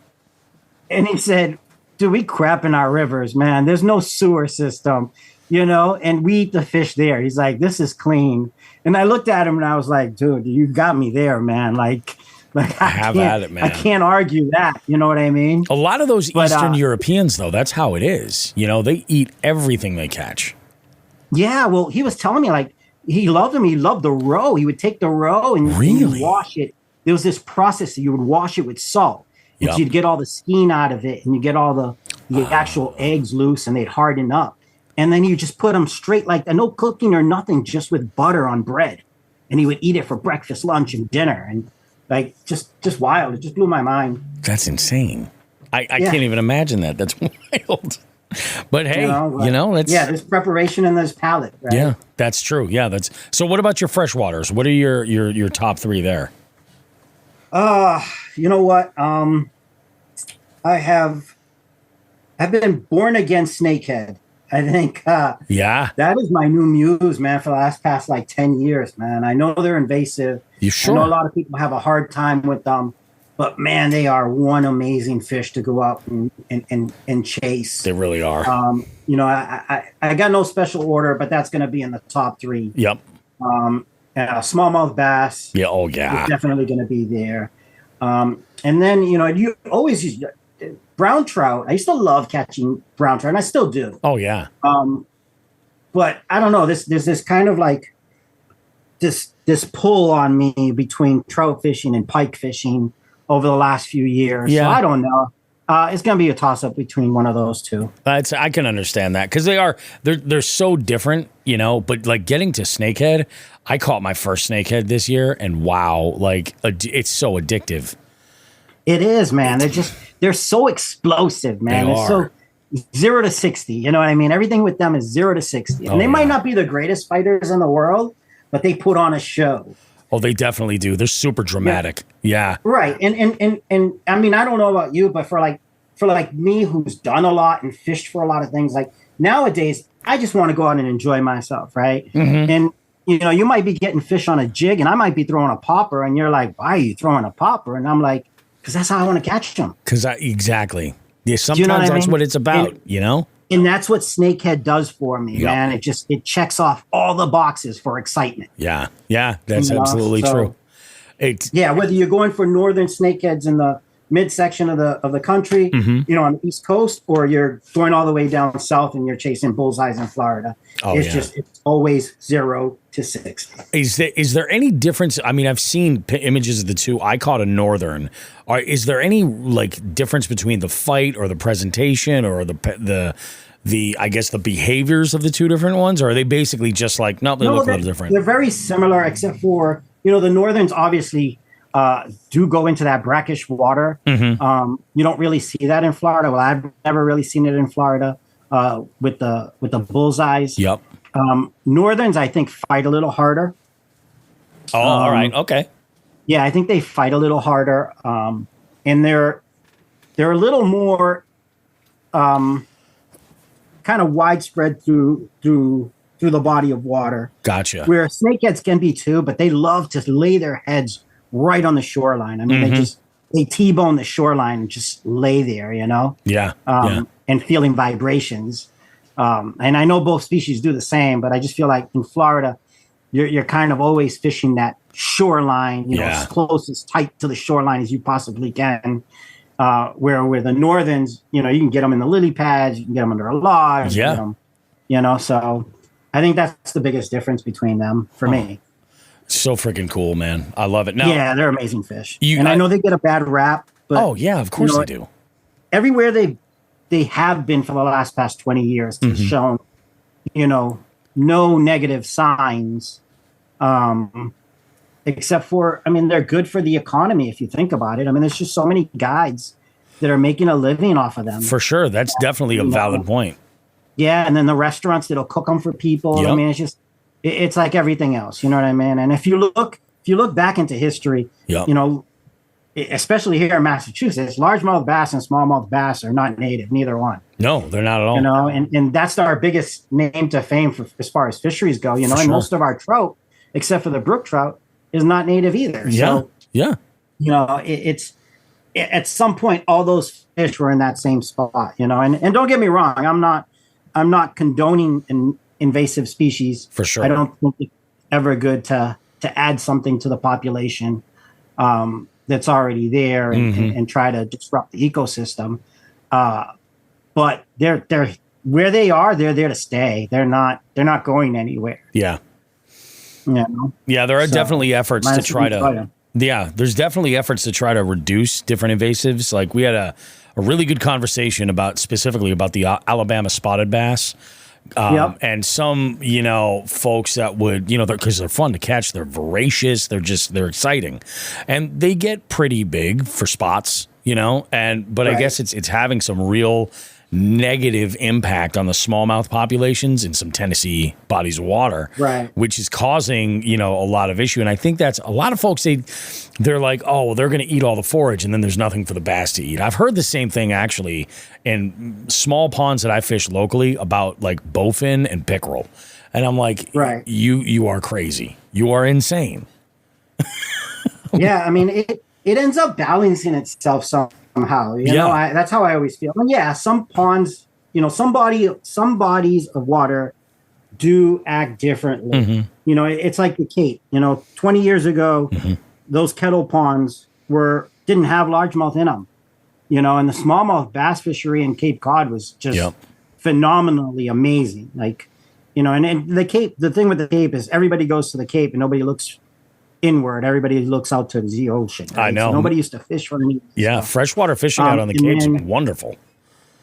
Right. And then, I feel like as things moved on and swim baits came into the story and people started to mm-hmm. realize that some of these kettle ponds that are stocked with trout could grow some really largemouth, people started to move them. Yeah. And in some of those ponds, those largemouth have taken over and the smallmouth fishery has declined. But in mm-hmm. others, they both seem to be strong. So, it all depends, Yeah. Yeah. You're 100% right. It makes sense because different bodies of water are going to have different structure. They're going to have different, just larger forage, bodies of water. Yeah, different forage, all kinds of elements that come into play to how's this going to play out for this population of whichever species, and then those species working integrating together. It's kind of nuts. Right. I am interested. It is. You had mentioned earlier, you're like, oh, I might be fishing and someone might be fishing a jig, but I'm throwing a popper. I'm interested on your take on this. What are your favorite fishing techniques? Like your handful that you're like, I love to do it. I'm not necessarily talking like confidence baits necessarily, just right. methods. So I mean, I don't know for sure, but I know I was probably one of the first to throw swim baits in Massachusetts. Yeah. I mean, I started in the 90s. I know there was some guys throwing like Rago rats and stuff, mm-hmm. but I feel like I was one of the first guys to me and Daniel Southwick, who really ventured into a lot of the baits I get both out of Japan and California, Gotcha. AC plugs and MS slammers and all that kind mm-hmm. of deal. And that, I felt like it was this thing where it became, it all made sense, right? A big mm-hmm. bait, big fish, right? We all know that. Sure. Doesn't matter where you go, it's always the truth, right? Yep. But you had to build a little bit of confidence in it. Oh, yeah. In order to kind of be successful, right? Because if you throw a bait around for half an hour and you ain't catching anything, obviously you're going to throw your biggest confidence bait out because it's going to get you bit. Sure. Right? So that rod goes down and you pick up whatever it is, a Senko or whatever it is, right? And I feel like that, is kind of the norm with a lot of swim bait things. And people always ask me, how are you successful at swim baits? You got to leave everything else at home and just bring the big bait. If you're getting started in this, just stick to the big bait and that's it. And fish alone. Always fish alone unless the person next to you is throwing a big bait. Yeah. Because if that person's going to go throw Senkos while you're throwing a big bait, you're not going to hold off. Yeah, you're going to get frustrated. Yeah, you're going to frustrate it and you're going to want to put that rod down and pick up a Senko because he's catching fish and you're not. Mm-hmm. So, obviously swim baits, I really love them. I don't fish them as much as I used to, but I really love them. The jig and trailer is number one, man. There is nothing else in this world. Yeah. A jig and a trailer. It's a big fish factory, right? Yep. I mean, if you get surgical with that, you can do really, really well, and that's the thing. The only difference between, I think, that and swim baits is that with the swim bait, you're not culling as much fish, right? Yeah. With the jig, you're constantly, catching fish of all sizes. With the swim bait, you still do catch some small fish. Mm-hmm. But for the majority, you're getting a good fish on that. Oh, for sure. Yeah. Yeah. I think those two are probably, my two favorite things to throw. Mm-hmm. And then, jerkbait fishing in the winter is my all go-to. Yeah. Like, that's what I live for, I think. I don't know why. No, but I do. I mean, it's effective living. too. growing up growing up in Boston and being so close to Cape Cod, and all those warm water ponds in the Cape that sometimes never freeze in the winter time, and having days of 30, 40, 50 fish, not being far fetched on a jerkbait in the middle of the winter, during a snowstorm. Oh, for sure. It's exciting. So I think those, and obviously top water is top water. I think everybody loves top water, right? Yeah. So, I don't know if that answers your question. No, it definitely does. It definitely does. It's funny because, I guess it was last year. I think it was the year before that, actually. I started to try to get into the big swim bait sort of world. Same idea. I would go out and that was the only rod I would bring with me. I might fish for 2 or 3 hours. And I had never really, hooked up on anything other than, my niche in the big swim bait world is big wakes, Big wake baits, rats. I love the Spro BBZs. Rats, yeah, they're great. I just got into throwing this new rat that I've never used. It's from the company Sack Pig. It's called the Traveler, and it's probably one of the. It is, and I'll actually quote Zach from Dark Horse Tackle. He says this is the most over-engineered bait he's ever had his hands on, and it is. It's just so unbelievably well thought out. It's absolutely fantastic. So that's kind of like my niche. I built my combo that I use for those really big baits around that. I love Mr. Tightline's Bruce Gillis. It's one of my favorite wake baits ever. It's absolutely enormous.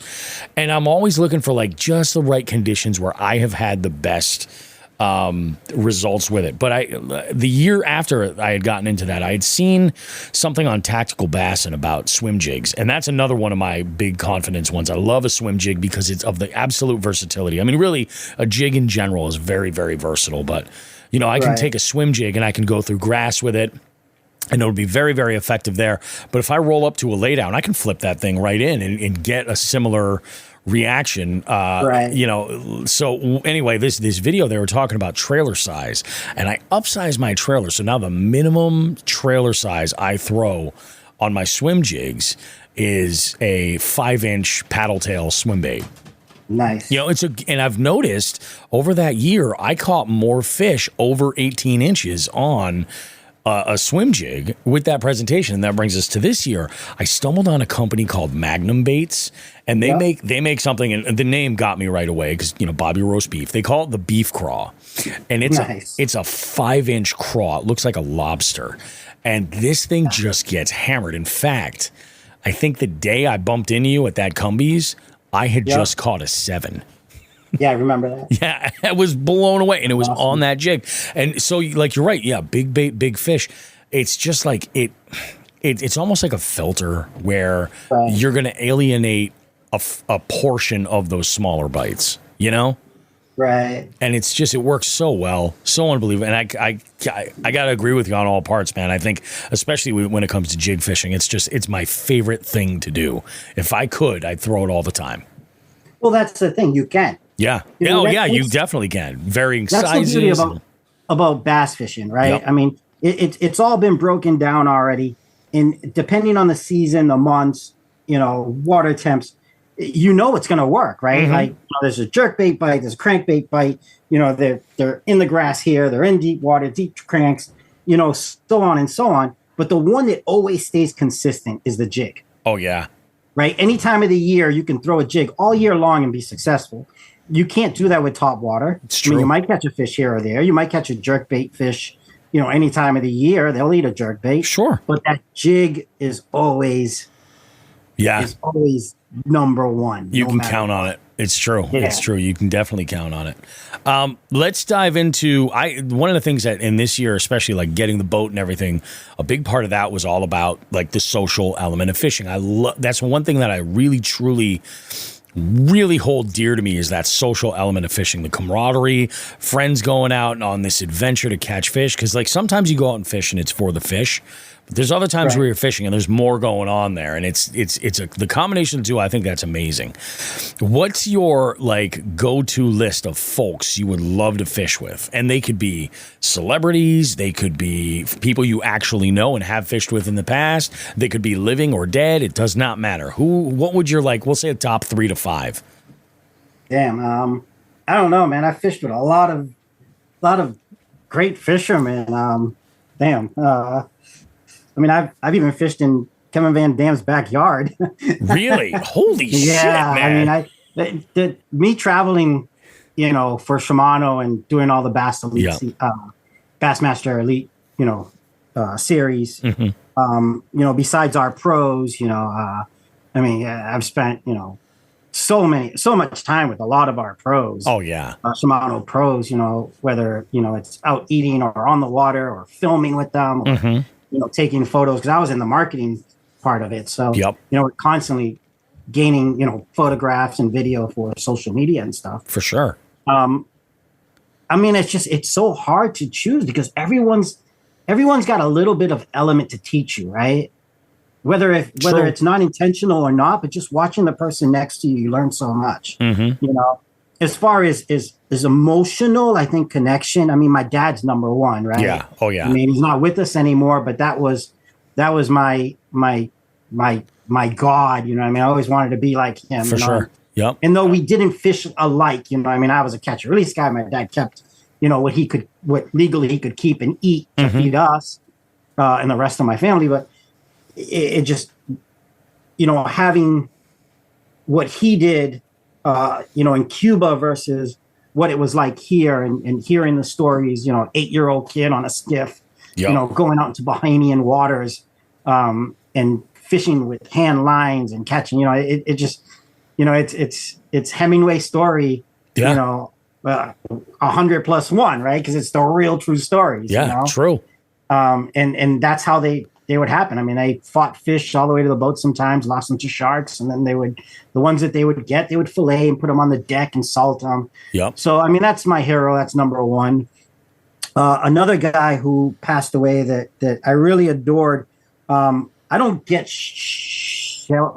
like celebrity shock or whatever. Oh, yeah. Yep. I'm always like, you know, you're you, you're me. We're different, right? Exactly. And one of the people who opened up my eyes to that I spend quite a bit of time with at Shimano during the last few years of his life was Jose Wejeve. Oh, okay. You know, him being Cuban and being this guy who just, I mean, he changed the industry.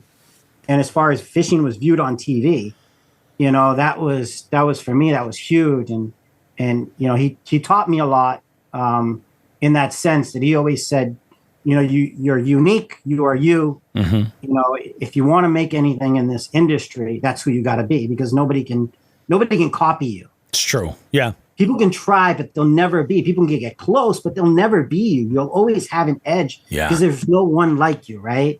So, you know, that's the second person that I feel like, you know, is huge. And I wish, you know, we could have spent more time and stuff. For sure. Jerry McKenna. Yeah. Growing up, I mean, you know, watching him on TV, that was just another one that was just kind of like, wow, especially when he did that trip to Cuba, you know, it was just kind of like for bass, looking for the next world record, because obviously there is, you know, rumors of it being there. You know, that was huge for me. That'd probably be another person that I would love to spend some time on the water with. Yeah, I mean, that's all I can think of right now. That's pretty awesome. Like I said, I mean, I've fished with so many, you know, great people in the industry. Oh yeah.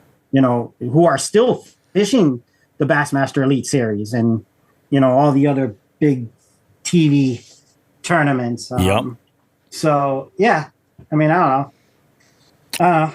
It's been a great journey. I can't complain. Oh yeah, no, absolutely. And that's the thing. Like, it's nice to be able to have that experience behind you and say, like, yeah, I fished with a bunch of these people, but these kind of stand, you know, a little bit in a different sort of area. And I think that's huge.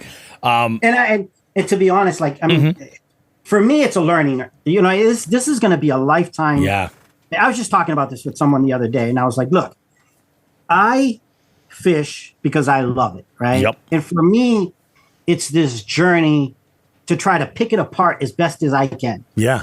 And I know a lot of people are like, some people are usually like, damn, dude, you're a pro or whatever. And I'm like, no, I'm not. Like I'm still new to this game. Yeah. Man. I'm going to be new to this game my whole entire life. Yep. You know, I'm going to die new to this game. I'm a pupil of the game. And that's all I'm ever going to be. I'm never going to be at that level. because I don't think anyone ever gets there. Yeah. If you feel like you did, dude, why even fish? Why even make a cast if you're already going to know you're going to catch a fish? That's absolutely it, man. It's absolutely right on the money. Why go to the water and make that cast if you know there's going to be a fish at the end? Like, for what? Right? Yeah. So, I fishing with all these people, every single person brings something to the table, and I learn from everyone. I mean, everyone. Yeah. Like, one of my best friends, Jerry, he's got a little kid, Gus. Mm-hmm. Gus is an animal. He just turned 10. He's a freaking animal. His birthday party was today. And he's like an animal. Like, kid can throw a bait caster. He's got this massive, like, swim bait collection. Like, he's involved in fishing, right? Yeah. And even when I go out with that little kid, I learn something. That's the best. And you need that. I love when I get the opportunity to, like, cross paths with a young person who's just into fishing. You just reminded me, there was just recently, last month, I was in my kayak. I was on the Swift River, and I was coming up, and I was just getting my ass handed to me. Like, they were biting up until about 9:30 in the morning and then just shut off. And one of the things that we do here at Jigs and Bigs is we do a multi-species monthly online tournament. It's a scavenger hunt. So we have 22 species, and you try to catch as many as you can. It's kind of like Pokemon, but for fish. That's cool. And, the whole idea is we really want to inspire folks to, like, experiment a little, get out of their comfort zone a little bit and have some fun. So I'm coming upriver, and I'm just like, it was hot. It was just a brutal day. And I'm like, man, I was out there for 7 hours, and I caught two brookies under 8 inches. I'm like, you got to be kidding me. So I come by, and there's these 3 wreck kayaks coming down, and 2 of the young kids are fishing out of the wreck kayaks. And this one kid comes over, and he looks over at me, and I'm making little pitches. And I love one of my newest favorite ways to fish is to fish really, really ultralight jigs on BFS for trout. Yep. I love it. It's just it just hits all the notes that I want, And I'm sitting there, and this kid goes by, and he goes, "Hey, is that a BFS combo?" I'm like, "Yeah, actually it is." And he's like, "Friggin' sweet."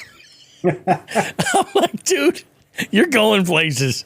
It's like, I'm like, BFS is one of those, like, kind of polarizing things, similar to, like, big swim baits. Some folks they're all in, or they're just like, I can't understand it. But I'm like, that's amazing. Like, how astute, how much attention to detail does he put in, where I'm just making a little cast, and he's like, "Hey, is that BFS?" I'm like, that is freaking badass. But, like, young folks like that, they get me fired up for the future of fishing, you know? Because you and I have been around. Yeah. You know what I mean? Like, they're going to take this into that next level, and it's like, some of the kids in that generation make me scratch my head, but those other kids that are just like, they're dialed. We had an 11-year-old kid. We only do 2 bass tournaments a year. This past one was last Saturday on the 29th. There was an 11-year-old kid that beat a field of 19 other adults. And he won something like $400. Man, I'm so psyched for him. I'm sending him a hoodie and a hat. Like, he does a scavenger hunt every month. Like, it's unbelievable. And fishing is just, it's community, It is, man. And a lot of times it doesn't take this big brainstorm to hit your mark, right? Like, I don't know. The way I look at it is, kids are very naive, right? And sometimes that's what most people don't think out of the box. Yeah. Right. And a child never does, because he's naive. He's just, child's going to do what he's going to do. Right. Yeah. And sometimes he figures out things quicker than an adult, because the adult's sticking to his guns. Right. This is what I catch him on. This is how I do it. Yeah. You can't tell me, where the child's like, "Hey, I'm going to take this frog and I'm going to put it on a jig." And you're like, all right. And you're like, yeah, sure, knock yourself out, until he's like, "I got one," and it's like this 6-pounder, and you're trying to net it, and you're like scratching your head like, how? But, it's those moments, same thing with people that just start out. Yep. A lot of times, it's just like, people are like, "Oh, beginner's luck." But no, it's this naiveness where they're thinking outside the box. Yeah. And they're not going down the same road the path that everyone else is doing. Yep. And, fish get pressured. Fish, they get smart. I mean, fish learn very quickly. They really do. And that pressure, it makes them that much more tricky to catch. And I feel like A lot of people say there's two schools of thought when it comes to bait. Like there's match the hatch, which only makes sense, right? Match the hatch. Right. That's what they're used to eating. Give them something that looks like what they're eating. But then there's that show them something different sort of mentality. Right. And you're like, and I love that about fishing because I've been saying this since we started the podcast, that fishing is a combination of science and art. And you put those two things together and you have something absolutely magical, Yes. It's freaking awesome. And it goes, that for all kinds of fishing. Yeah. Oh, 100%. Like I remember I used to tie flies commercially for a lot of the shops in and around Boston. Oh, okay. And I'm a perfectionist, right? So everything I do always has to be perfect. Yep. And I met this guy. I used to fish with him a lot, Louis. He's much older than I am. We were both chefs. And so he kind of like, he was a power bait guy. And, I'm this trout fisherman, all artificial, right? Sure. And, artificial and sometimes fly. And I taught him how to fly tie, and he was really bad at it. But the thing was that, my woolly bugger would sometimes work, and then he would make something, and he would show it to me, and I'd be like, dude, that is ugly. They're not even going to want that. Well, guess who caught all the fish that day? Yeah, they were just like, what is this? It's the guy who thought out of the box. Yeah. And, it was just so different, and so out of place, but it worked, and that's how kids look at it. You know what I mean? It doesn't have to be perfect. And that's what I love about fishing. It's not so much about catching, but it's to go out and figure it out. Yeah, I love that, man, the adventure. Have you ever been into competitive fishing at all? No, I tried. I mean, I fished tournaments, for a cause or something here and there. But I have a hard time focusing on one thing. I'm kind of like Dory and Finding Nemo. Yeah. I'm like, oh yeah, I'm here to bass fish. I'm gonna win some money, and then I'm like, oh, pickerel. You know what I mean? So that's always been my problem. It's like, I don't know, man. I can't get serious enough of it. I definitely to make it my living that way, or to put cash in my pocket. For sure. Yeah. And that's the thing. I think like tournaments are kind of fun. The competitive aspect of them, like they can be, it's a good, some people use them as a way to measure their skills as an angler. Right.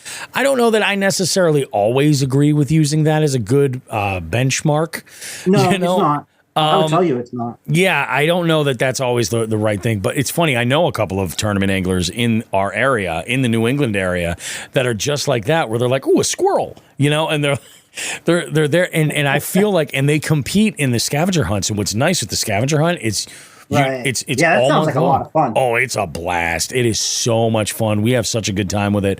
I really want to kind of grow it to the point where there can be like a more like a downsize, like maybe every quarter or just a few times a year. There's like an elite, like, okay, this person has won and they've qualified to be in this such and such, and really grow it and make it something huge. But it's just so much fun. And we always, every single month, we have at least a couple brand new anglers that join in. And the overall appeal is just that people, they love it, gets them out doing other stuff. Right.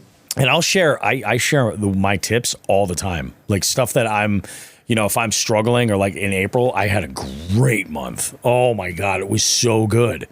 I caught a new PB Brown. I caught my first snakehead ever that month. All of those went into the tournament. It was absolutely amazing. But, then you find yourself losing your mind. You're like, I got to find a white perch or somebody's going to get slapped. Right. Yeah, I think I love that too. I mean, I love sharing my knowledge. Yeah. Oh yeah. Brother, I don't have a problem with that. I might be more skeptical of giving someone my spots or the lakes I'm fishing different. on that are hot. But as far as technique goes and what's working for me and so on, or even how to get there and be that angler, I have no problem with that. Because, I mean, I honestly, I think that 10% of fishermen catch 90% of the fish is true. It holds true, right? Yeah, in a sense, if you look at the vast number of people fishing. So not everyone can take that information and get there, but if it can help someone better themselves or move to the next level, then that's awesome, right? Oh yeah. So yeah, no, that's kudos to you, man, because that's a lot of people don't like giving out information. Oh yeah, there's a lot of people never had a problem with it, or they tweak it just a little bit to like not, and I'm like, if I learn something or want somebody and I want to share it here so that the podcast obviously has a little bit more value for somebody that's looking for that. Right. And put that out there. I love this next question, and it's only kind of a recent one. So I've started a little bit of a Spotify playlist of some of these answers from past guests. Let's say you were, for one reason, like they're announcing you at like the Bassmaster Classic for whatever reason. What's your hype song that they're going to introduce you to? Oh, damn. Yeah. Wow. Damn, I don't even know right now. I can give you a couple of previous folks' suggestions that they have been into. The playlist is actually pretty damn good. Actually, we had. Are you familiar with the Stream Queen, Caitlin Conti? She's a steelhead angler. Yes. Yeah. Okay. Yes. So we had her on the show, and her jam is "Take Me Home Tonight" from Eddie Money. That's her. And then who else did we have? Adam Blomeke. Was it Adam Blomeke? No, Wild Bill Fishing from Hooks at Hoodlums. His is Devil Without a Cause from Kid Rock. Aggressively Average Anglers, both Jeff and Paul. Theirs is Everybody from Backstreet Boys. So this is all over the place. It's amazing. It's funny because my head just went blank. I can't even think of a song right now. Yeah, I know. Well, if you want, bury it in the back of your head, and if something pops up later in the interview, just shout it out. Well, I'll go ahead and I'll add it on the playlist. I'll do that. But that's freaking unbelievable. Now, the other thing, this is like one of the things at Jigs and Bigs we always talk about. Like I said, it's like we're all about the whole angler, the whole fishing experience and everything. And one of the things that I feel like every angler can sort of relate to is we love to eat. And you being a chef, this is especially I'm interested to know what you have for input. So after I have this thing when I fish. I like to go out super early in the morning, but I don't eat before I go out. I'll drink some water. I might have a coffee. Usually I don't. And then I'll just go, I'll fish all day. And then at the end of the day, if it was absolute hell on earth and it's just been the worst day ever, I'm like, let's go punish my body with some food. Or maybe I'm going to celebrate. Maybe I caught, something I was after. Maybe I earned some points in the derb or something like that. Right. Let's go and celebrate with a really good meal. So for me, it's breakfast, but like breakfast, lunch, dinner, whatever it is, what are the mom and pop spots that you look to go to after you're done fishing? See, it all depends where, right? Yeah. Well, you've done some traveling too, so this could be. I've done some traveling. So I'll tell you what. Me and my coworker. Yep. When we were working for Shimano, when I was working for Shimano, our things were tacos and barbecue, and then wings, right? So yes, that was kind of the order: tacos, barbecue, and wings. So every state, every town we drove into, Yelp was our friend. And we were looking for the best barbecue tacos or wings, So I kind of, in a broad perspective, it's kind of like where I'm at, living out here in Northampton, Mass. Oh yeah. I don't know. There's a Mexican place called Masa. That's pretty good. I stop there sometimes when I've heard of that. Back from fishing. Yeah. Used to be one of my favorite. There used to be a spot in Northampton called Mimo's Pizza. Oh, I remember Mimo's. Yeah, man. They used to open until 2-3 a.m. in the morning. Giant slices. $2.50 for a quarter of a pizza. Yeah, it was huge. It was the biggest slices you could ever imagine. Yep. And when I first moved down here, because I moved up here because of my fiance. She was living in Northampton, and I moved up from Somerville, South Carolina. Because I was working for Shimano at the time. So I moved up during COVID. Oh, okay. Because my job was 100% travel and we weren't traveling anymore. So, for sure. So I used to fish nights a lot, like really a lot. I was a little stressed, so it was kind of hard to sleep. So I would just go out at night and fish until I got tired and then I'd come home and crash, There you go. And Mimo's was was like my spot, man. Like I just loved that place. It was so cheap, and them slices were like massive. Oh, they were great. That's probably Absolute why I'm diabetic now. But yeah, man. You know, man, it's hard to beat tacos and barbecue. It really is. Like I think, you know, good tacos. I think it's tough to find really good tacos in authentic tacos in the Northeast. It's tough. Yeah, and it's so much more expensive up here. Oh my god, dude! Down south, you get like $2, like for $1.50, you can get a taco from a taco truck that just blows your mind off. Yep. Yeah. You know, it's very basic. It's meat, tortilla, meat, and onions and cilantro and some lime. That's it. Yeah, and it's the simplest thing, but it's flavor. Perfect. Yeah. You know, and then obviously the barbecue down south is also, I mean, that's ridiculous. I think there is some pretty damn good barbecue. There's some trash barbecue up north, but there is some damn good barbecue. We have like recently discovered a gem in Westfield, and I'm going to share it with you. It's called Pit Stop Barbecue. Yeah, I've heard of it. It's out of this world, man. I gotta try it because you're not the first person who said that to me. Yeah. And I'm a barbecue snob, man. I've eaten at some of the best, like, world-renowned places in Texas and Kansas City. And like I said, we used to travel, and that was our thing. I mean, Central Barbecue. For sure. Happy's. I mean, just so many. Lou's Barbecue in South Carolina. Like, all these, like, really famous barbecue places, you know, that I've eaten at. And it makes you kind of a snob. It's like going down south and eating pizza. Like people are like, this is the best pizza. I'm like, this is crap. Absolutely. Yeah. You gotta come to like New York, Connecticut, New Jersey, Massachusetts. Like, this is crap. Like, but yeah, I gotta try pizza because you're not the first person who has said that to me. It's last time I was there was a week ago, and my buddy and I were out on my boat, and it was just a terrible experience. You can listen to the previous episode to get all of that information. It was ridiculous. So my buddy's like, hey, I'm buying lunch. I just caught a giant today. I feel pretty good. Let's go get some barbecue. And I told him, I said, I know the spot. My buddy said straight up, he goes, this is the best brisket I've ever had in my life. And I'm like, for real? And he's a brisket guy. But we got there, and I said to the guys that were working behind the counter, I was like, hey, do you guys fish? And they're like, yeah, a little bit here and there. I was like, even if you've even just heard of fishing, I want to have you on the show because I have talked about your spot on the podcast way too often to not have you on.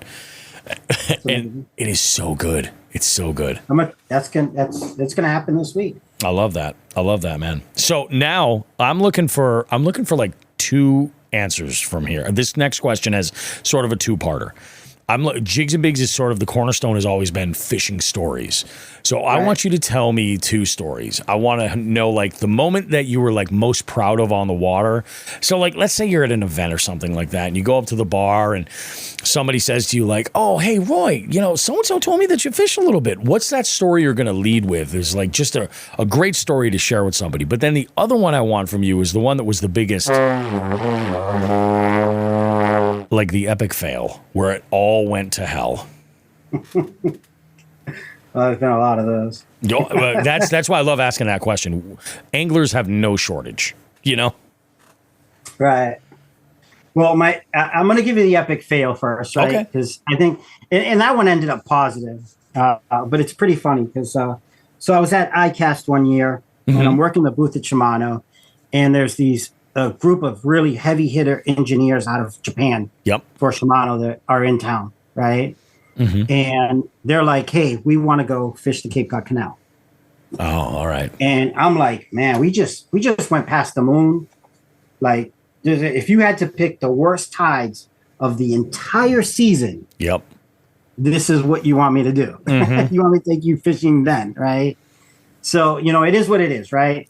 And it goes to show you that really to create something great, you don't have to catch fish. You just have to be in the elements and figure out how it works, right? Yeah, it's true. So, you know, we get these 5 or 6 guys, me and another pro staffer, and we bring them down the canal. And, you know, I'm like, all right, let's get some eels. Like, we're not really going to throw any artificials because I just can't see, you know, us picking apart anything really. And if we're going to get a chance at this, it's going to be on live bait. For sure.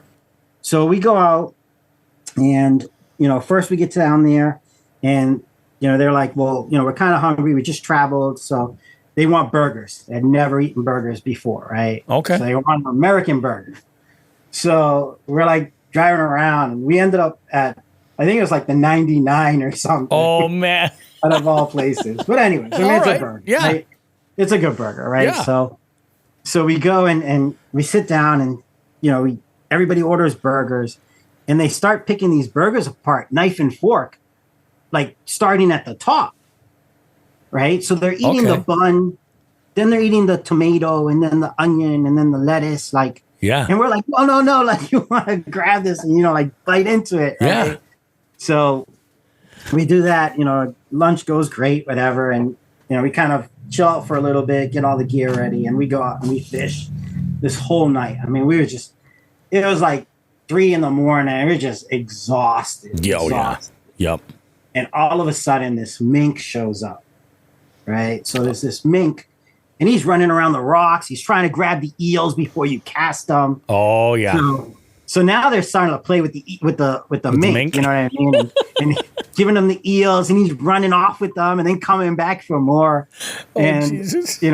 Next thing you know, like the sun is breaking and whatever. We had caught a couple like really small fish or whatever. Mm-hmm. We go back to the car, and I looked at the other pro staffer, and I'm like, dude, like we're done. Yeah.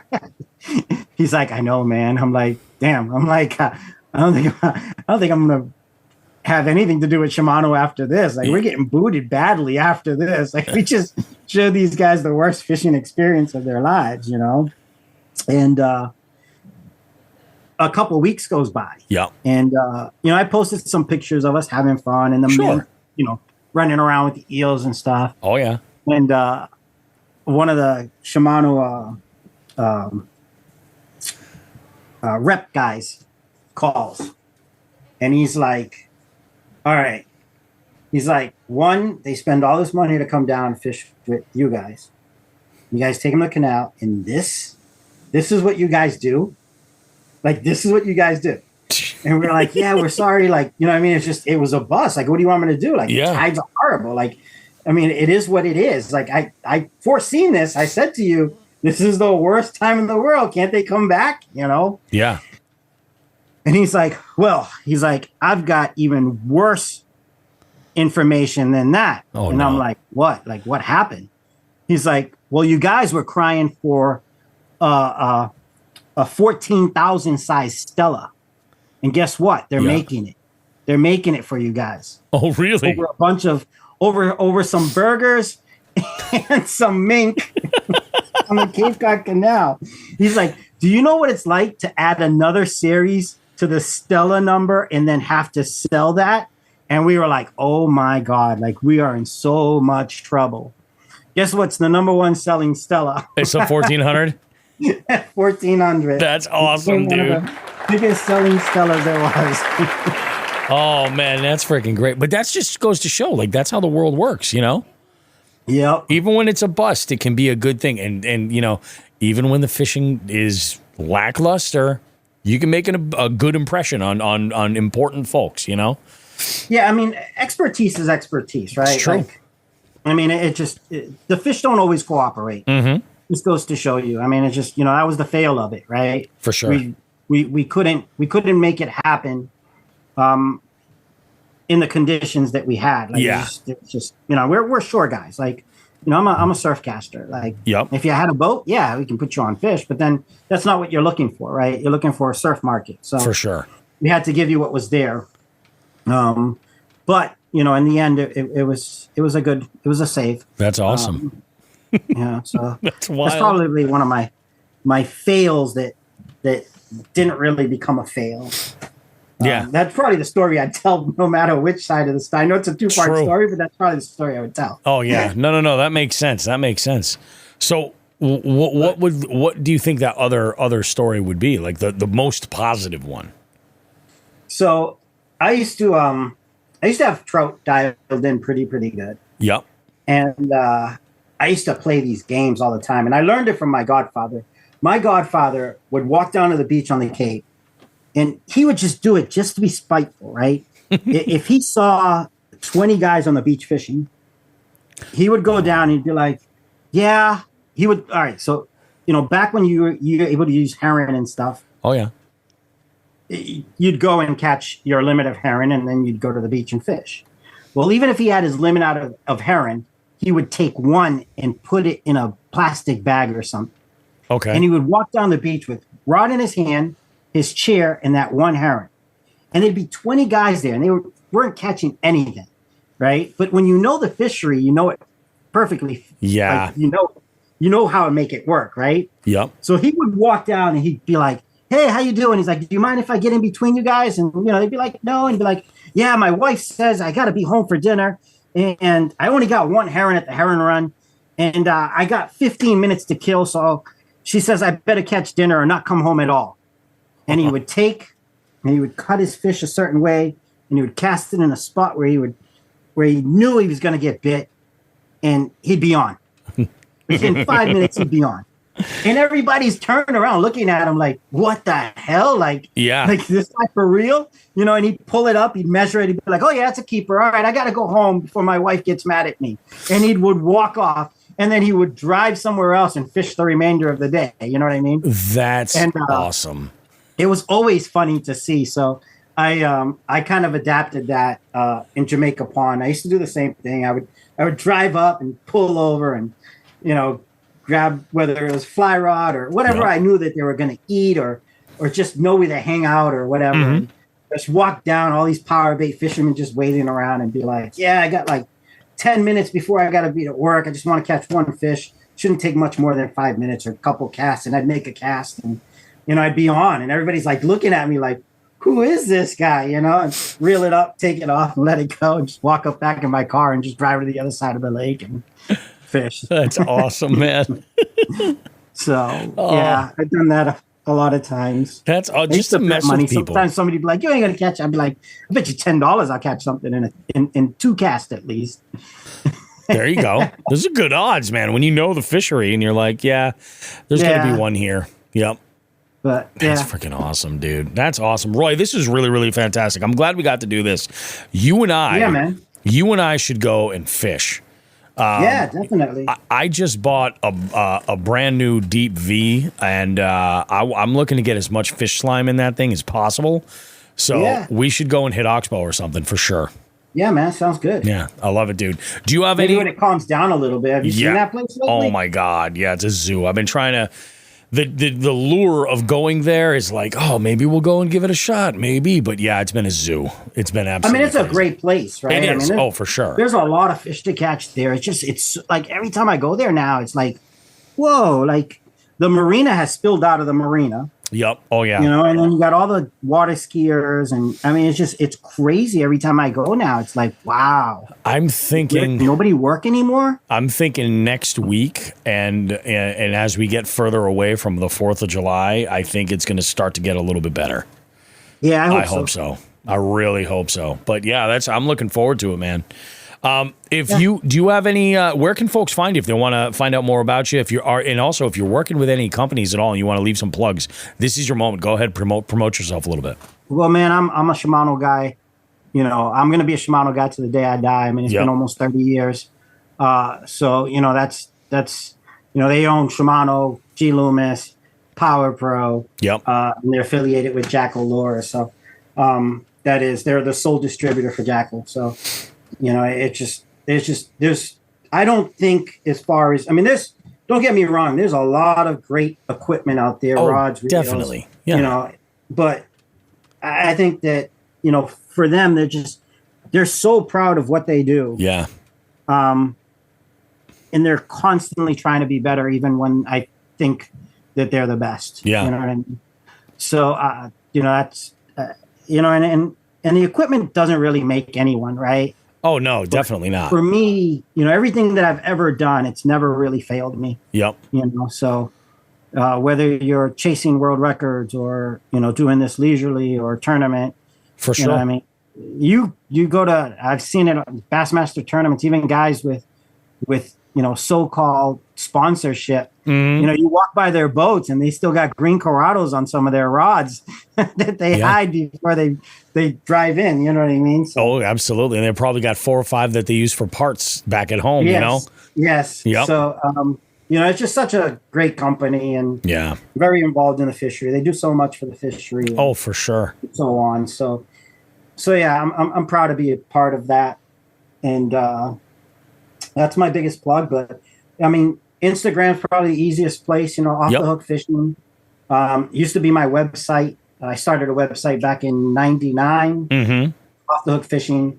It's kind of like a blog thing and a lot of information on chasing pins and world records. That's cool. And it used to hit 250,000 hits a week. No kidding. Yeah, man. Those are big numbers. And then social media kind of became this big thing, and it's just easier than writing, codes and whatever. Because back then you had to write codes. Now it's kind of simpler, but exactly. It's just I want to spend time on the water. The easier for me to make just to share something. Social media is just so easy. Yeah, I agree. It's definitely put it, and also like the technology itself, like the fact that. In 99, we weren't walking around with these little computers in our pockets that can. No, really, not at all, man. Yeah. You're using a camera. And then, some of it I was using 35 millimeter, and then I had to switch it to digital, and then, I'd spend, in order for me to update my website every week, I'd spend 2 days of working on it. You know what I mean? 8 hours a day. It's crazy. That's a lot of fishing time gone by. Hell yeah, it is. That's tough, dude. So it's just easier. And I to be honest, man, I don't do this to get anything out of it. Yeah. I love it.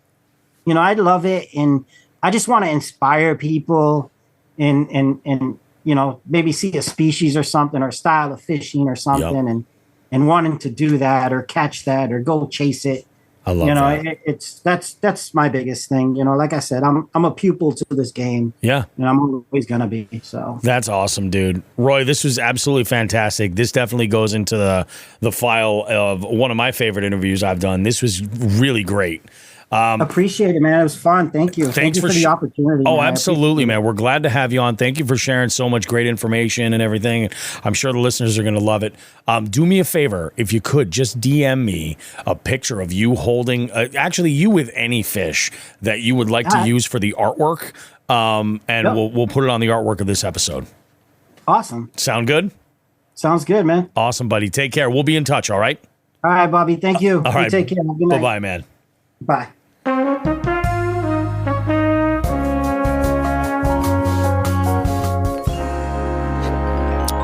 Guys, I figured I would save a little something in this show after the interview with Roy. By the way, thank you, Roy, for being part of the show. I'm serious. He and I have got to get in the Lund and send it and get on some multi-species, I think, in the Connecticut River system. We will do everything we can to stay north of the dam and avoid the shit show, pun intended, that's going on south of the dam. But we're going to go out and catch some fish. But I figured I would do something special for you guys, for the folks that are here deep in the cockles of the show, the third segment. Guys, we have an unboxing. Little fucking ASMR. I have a package from Amazon here.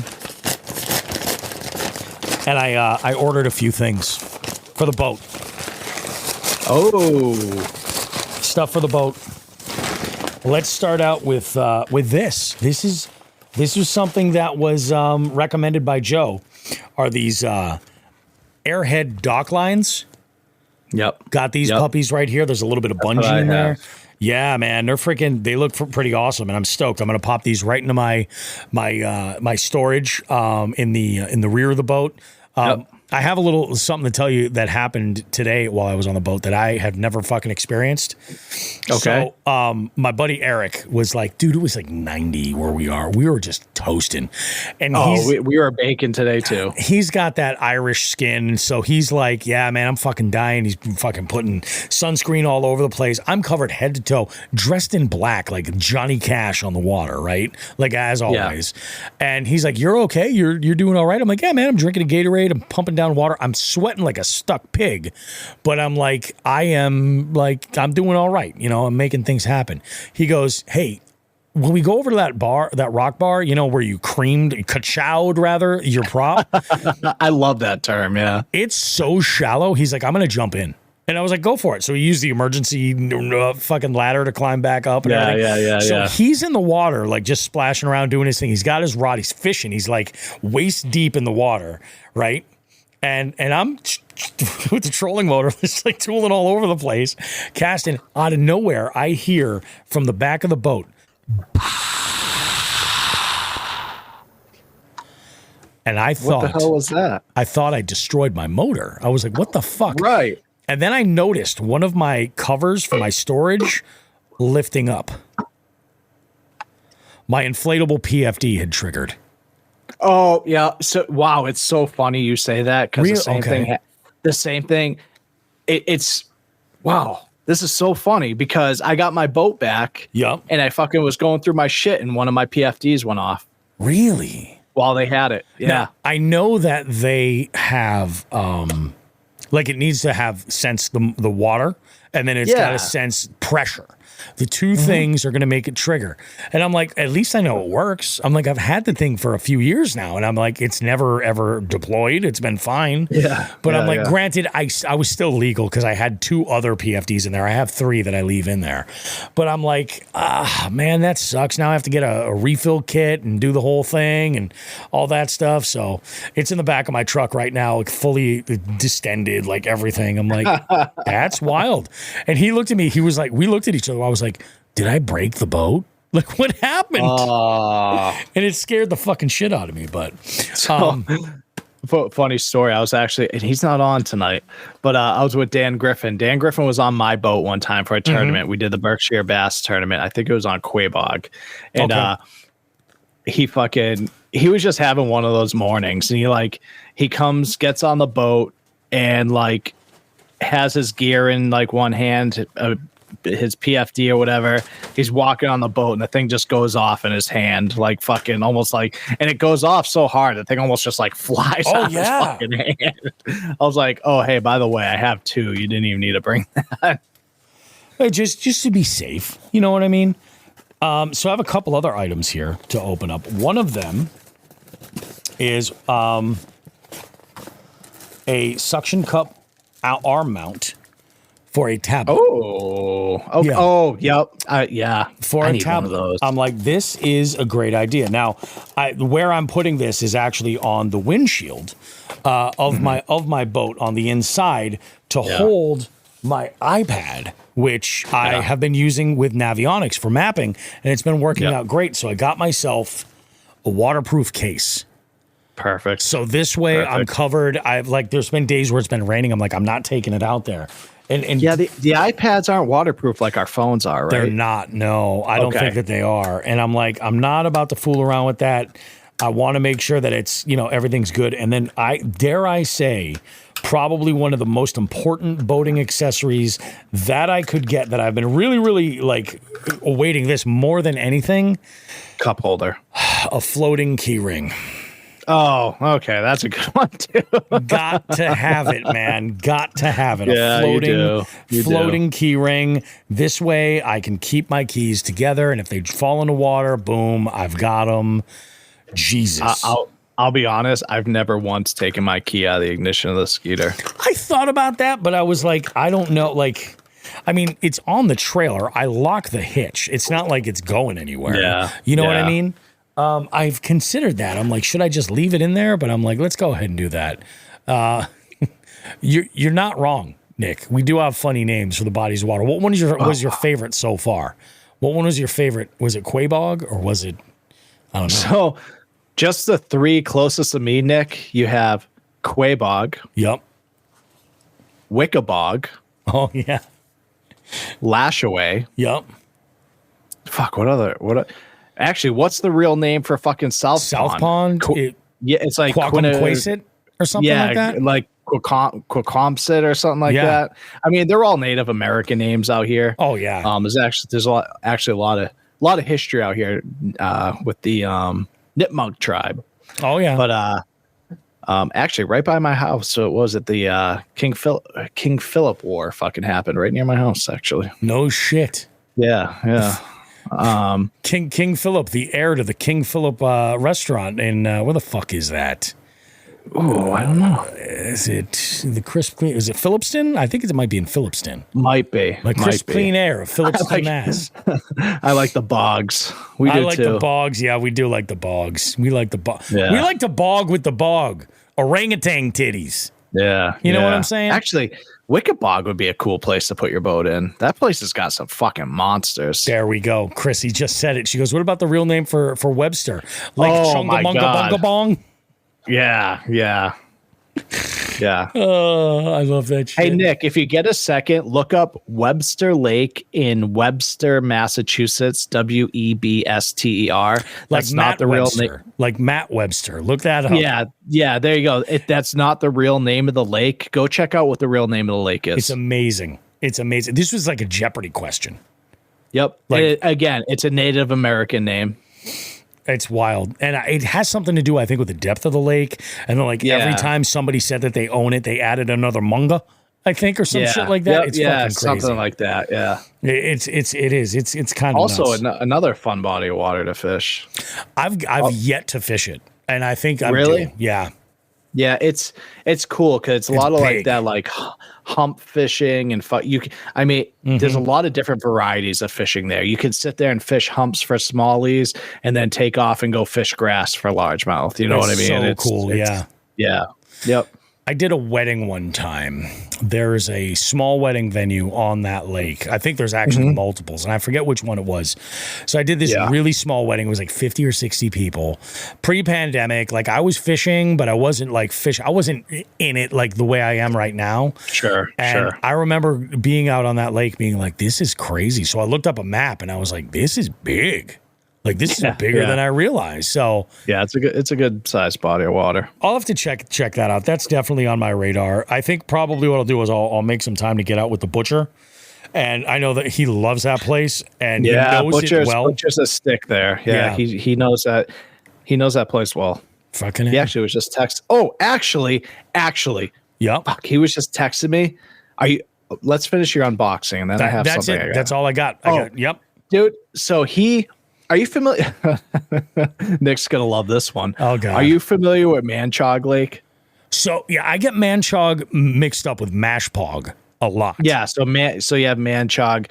So he sent me this photo. So Northeast Bass had a fucking tournament on there today. Yep.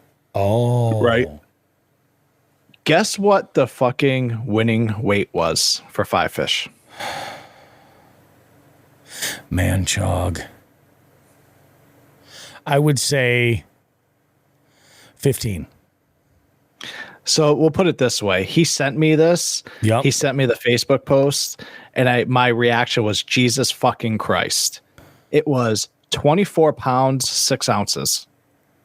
Holy shit. Really? Right, dude? Right? And guess what's second place was 19 pounds, 6 ounces. That's still very impressive. Because you were like, oh, I caught an 18 pound bag. 19 pound bag in Massachusetts is fucking hard to crazy. But holy shit. I saw this and let me see. I have let me see if I can, so you can see. Here's their fish. Oh my God. That's their 5 right there. Oh my God, dude. And I've done well there, but I've never caught monsters there. Yeah. And I fucking hate that place because that is a ka-chow. I've heard that. That's where it came up in the conversation. So, dude, I put my boat in there, the Skeeter. I fucking ka-chowed my fucking prop and haven't been in there since. Oh, that's right. And, yeah. Fuck. Because it's kind of like Lashaway where you have to go through this tight channel. But dude, if you go off by 6 inches, you're fucked. No shit. Yeah. So but the fishing's pretty gnarly there, I will say. Really? I might have to fucking risk it for the biscuit.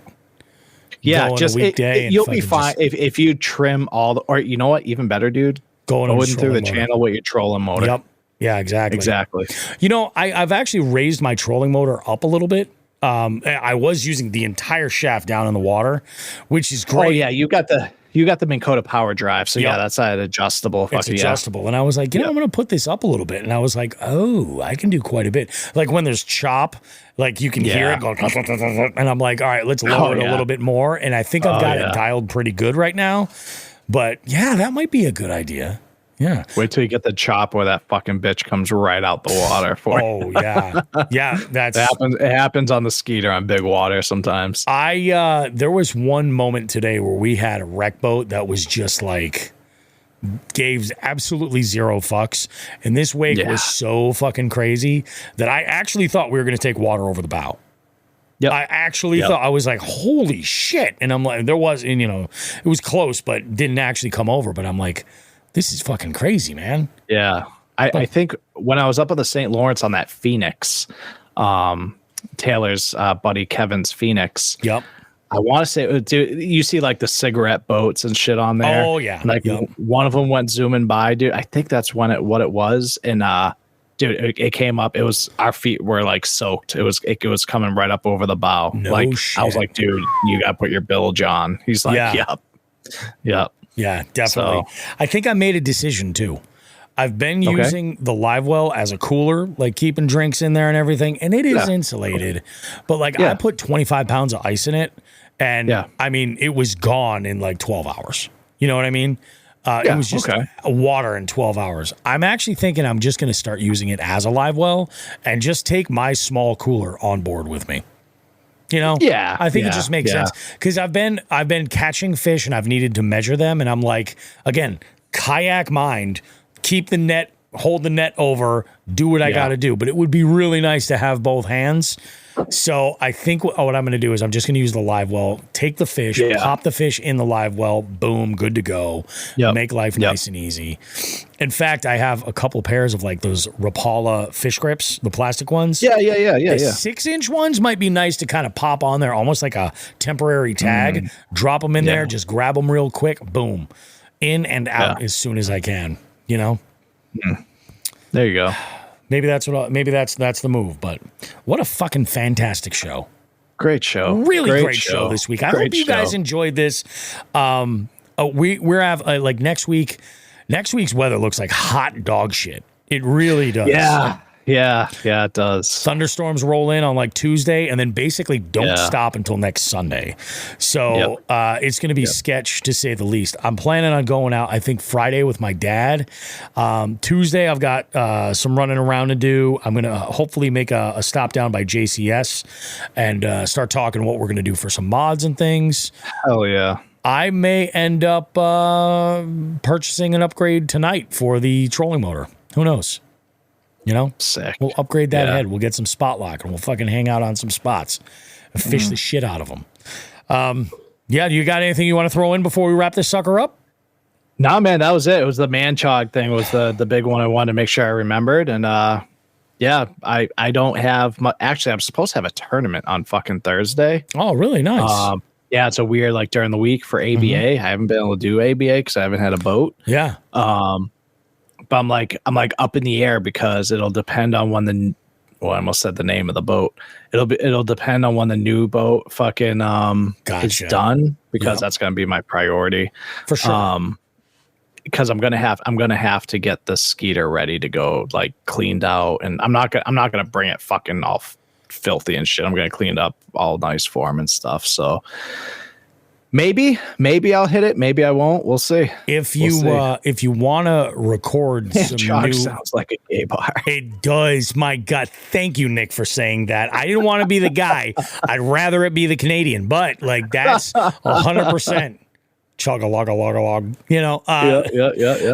If when you do get the new boat, if you want to get some footage for like your own new boat release video, let me know. I'll take my boat out and I'll get some good stuff.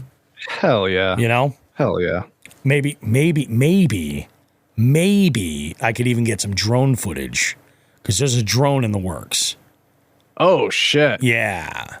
I got to make a couple phone calls. Yeah. But there's a drone in the works. There's been some good deals in like the marketplace for drones. I got a friend Perfect. It's even better. It's even better. So I may actually, you know what? I may work out very well on Tuesday if I'm going out that way. So yeah, that could be good. Awesome. It could be very good. All right. Well, guys, we're going to wrap this sucker up. Go ahead and do us a solid if you could. Make sure to be following us on all the socials. We're talking the Jigs and Bigs Instagram, of course, American Vet Fishing Instagram, the Jigs and Bigs Facebook page. Make sure to follow over there because we do occasionally do some live stuff over there and all kinds of other good stuff. Both Joe at American Vet Fishing on YouTube and the Jigs and Bigs YouTube. Check those out. In fact, I just dropped a short that has just kind of been nuts. And I'd like to actually throw some other stuff out there. In fact, I might take some stuff and do a voiceover and drop some of that Matt Webster stuff over there so folks can weigh in on YouTube as well. Not only that, but if you could be so kind as to give us a rating and review on your favorite podcast platform. The big ones that help us out the most are obviously Apple Podcasts. We know the majority of you do listen on Apple Podcasts, though Spotify is up there as well. You can give us a star rating on Spotify, and that is just awesome. As always, in every episode of the show, we have a full breakdown of all of our partners with some links in there that can get you some deals. Promo codes are listed as well. Not just the description, but also we have some good stuff for you as far as like tournaments, like the scavenger hunt. You have until the 8th. Well, okay, so you're not going to you'll be able to, by the time this drops on Tuesday, it'll be done. We have like a record low, by the way, for people in the scavenger hunt this month. It's like 7. I feel like July is tough. July it really is. It's like 7. But what'll be interesting is it's only going to be those top 2 spots that pay out. So that could be kind of interesting too. We got all kinds of good stuff going on, folks. Make sure to be following us. Give us a rating and review. We appreciate you. We know that our listening audience that's out there and our followers are the best that that we could ask for. And we just want to increase and make it the biggest party ever. So go ahead, and if you love Jigs and Bigs, share it with a friend. One other reminder, the jigsandbigs.com store is available with all kinds of great merch. If you're a jig head and you're looking at the recording of this show right now, or you're watching it on I guess you wouldn't see it, or you're seeing it on social media, like the hat I'm wearing here. We've got hoodies, we've got tie-dye shirts, we've got fleece vests if you really want to dress it up. We have all kinds of great accessories for you, all Jigs and Bigs branded, and some novelty stuff too, like the Bernie's logo, like the podcast that your wife loves logo, like the Ditch Pickle Tickler logo that we've got. Check all this shit out, guys. Appreciate you so much. We will see you in 7 days with more Jigs and Bigs goodness. And as always, please tag us in any of your fish picks that you have, any of your posts that you have going on. We'd love to show you a little bit of love there with a like, a comment, a share, all that good stuff. Like we always say, it's an ass smoke some grass.